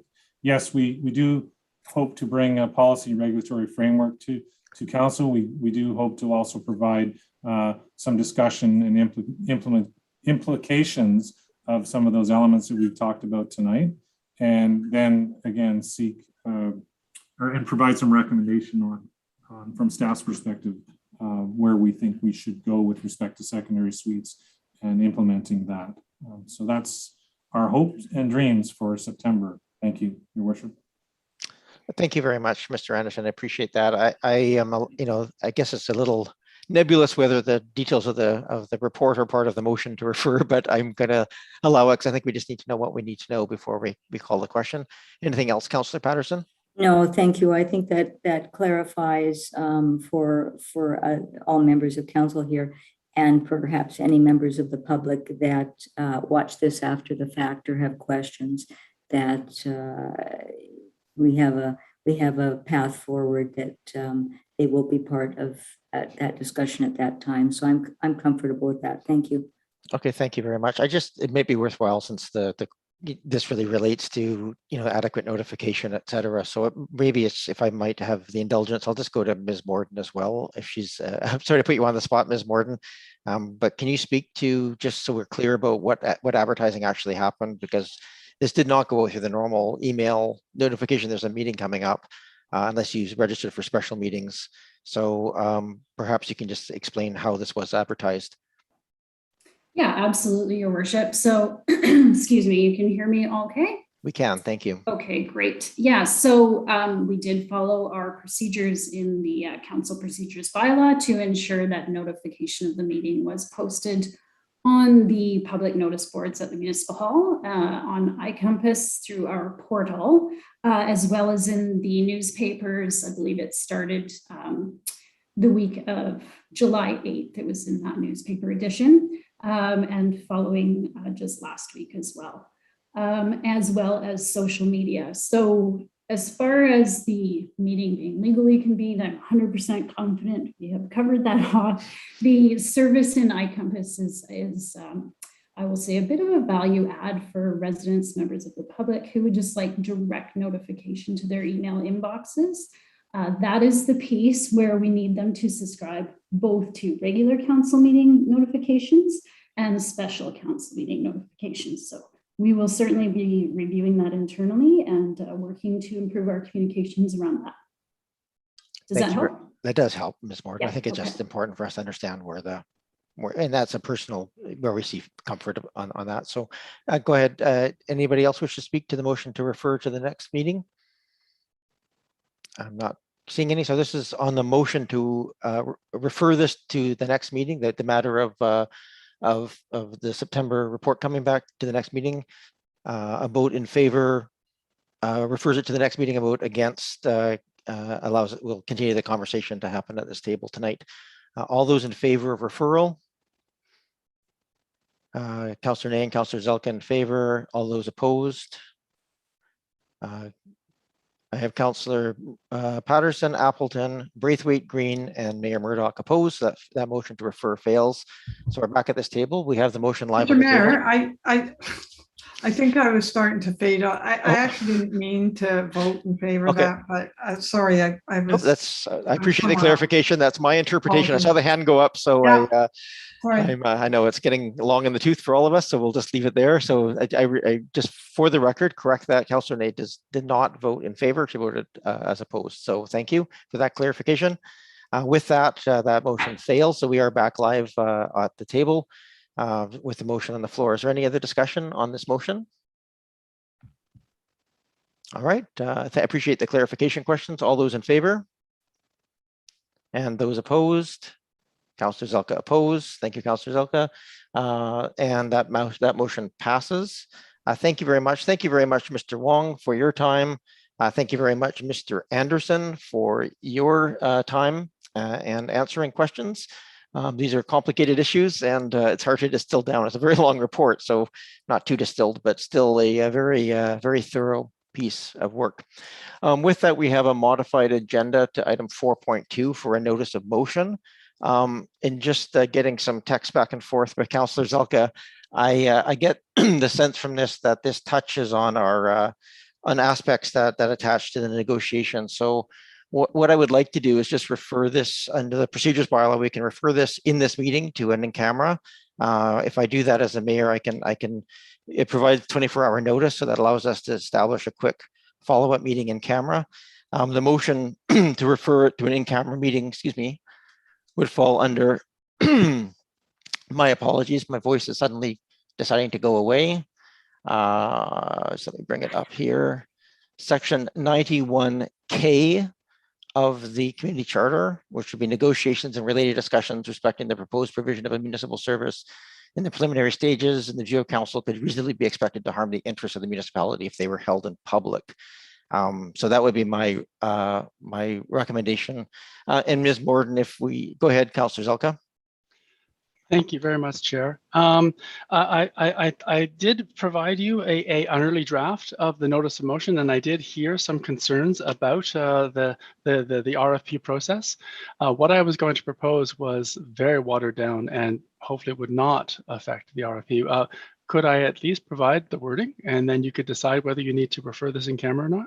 I asked for that, if you could provide it during the course of the meeting, and I haven't got it. So I just on the premises of where it's at right now, Councillor Zelka, and I don't want things read out in public that might have an impact on that. So I'm happy to wait a few moments here if you can email me or text me the notice of motion, I will review that.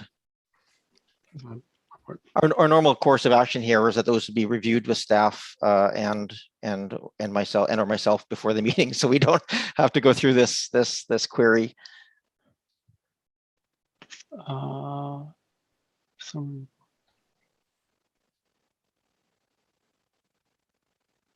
I'm typing it in now.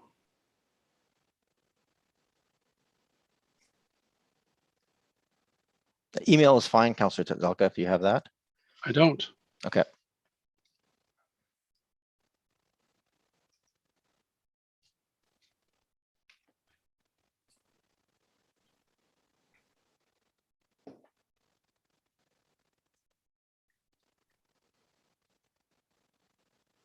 Oh, oops.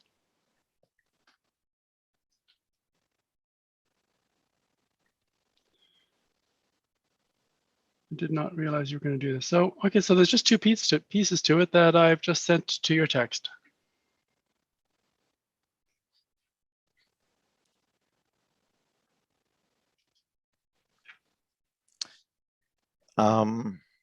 That's it.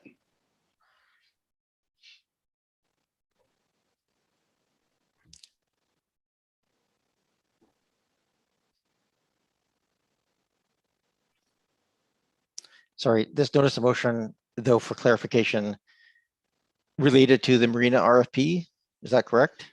Related to the Oak Bay Marina lease process, Yeah. not about the RFP. No. Oh, sorry, about the Marina lease process, which is under Yes. negotiations. Yeah, we'll deal with this quickly, as quickly as we can, Councillor Zelka, but I think this really does have to go. This does have to go to in camera. Great, let's go in camera. At your leisure. So if we can just refer this to an in-camera meeting under section 91K. And now, Ms. Morden, I know that that's the mayor's option to call a meeting under that, for sections that are in camera. But I don't know from a notification process. I just want to make sure I'm very clean in this, so that we can move to an in-camera with notification, following all the best practices of local government. And I'm realizing we probably saying it in a meeting is probably not adequate notification. We would have to, if this gets referred here tonight, we'd give notification essentially, and then find a time that we could all meet. Is that fair? But I just need your guidance on this one. Yes, thanks, Your Worship. So our preference and recommendation according to best practices would be to refer this to a special meeting that we can meet the minimum 24-hour notice requirement for a special meeting. So that would be my recommendation. There is a provision within the order of proceedings for special meetings that does enable council to close the meeting in accordance with the charter, if that was your council's desire to do so. Yeah, we're a little hamstrung here technologically, because how do we move out of a Zoom meeting and move into an in-camera meeting and then come back again in the public? There's certainly some logistics, and as I say, our recommendation would definitely be to allow us enough time to provide that proper notice to the public. Okay, I think given that the notice of motion is essentially, well, it relates to the Marina piece, is not could come out of that. If a public motion was to come out, could come to the next council meeting without, and council could waive the notice period. So we have procedural pieces that we can deal with that, but I think we need to have that discussion in camera first. So what would be the motion here? If the notice of motion is here at this table to refer it to an upcoming in-camera meeting, is that sufficient? And then we'll work on the notification and the scheduling of that meeting in the next couple of days for the plan for the next council meeting. Yes, Your Worship, that absolutely works. And also just to reiterate that there is the mechanism through which you can rise and report, or that we could come out into open meeting and continue that special meeting. That's fair, so that we could do a rise and report through the notice of motion process. Yeah. Okay, thank you for that. Thank you, Ms. Morden. Councillor Appleton, there's go ahead. Thank you, Your Worship. I would make the motion to move this matter to a future in-camera meeting Under section 91K under of the section community charter. 91K of the community charter. Thank you, Your Okay, Worship. thank you. Moved and seconded. Thank you. Seconded by Councillor Green. Any other discussion on this referral? Yeah, go ahead, Councillor Nay. Are there any time limitations? Have we talked when that would happen? Well, Given we'll have to find a time in the next few days here to see that happen, Councillor Nay. I'm pretty sure once we leave here, we can send out a meeting request and look for a time in the next couple of days. It could be, as it's in camera, it doesn't have to be in the evening. We can maybe find some time in the day to gather and have a discussion. Don't think it's a long discussion. It's just, I think, important that we have that discussion first. So I don't have an exact answer, but I think a commitment to, oh yeah, we're almost out of time here at 9:30. So any other discussion on this? And we can move to extend, or we can call the question. I will call the question then. All those in favor? Any opposed? None opposed. So we should motion to adjourn. Just in the nick of time. Moved and seconded. All those in favor? Opposed? None opposed. Thank you very much. We'll see you in the next couple of days. And cheers.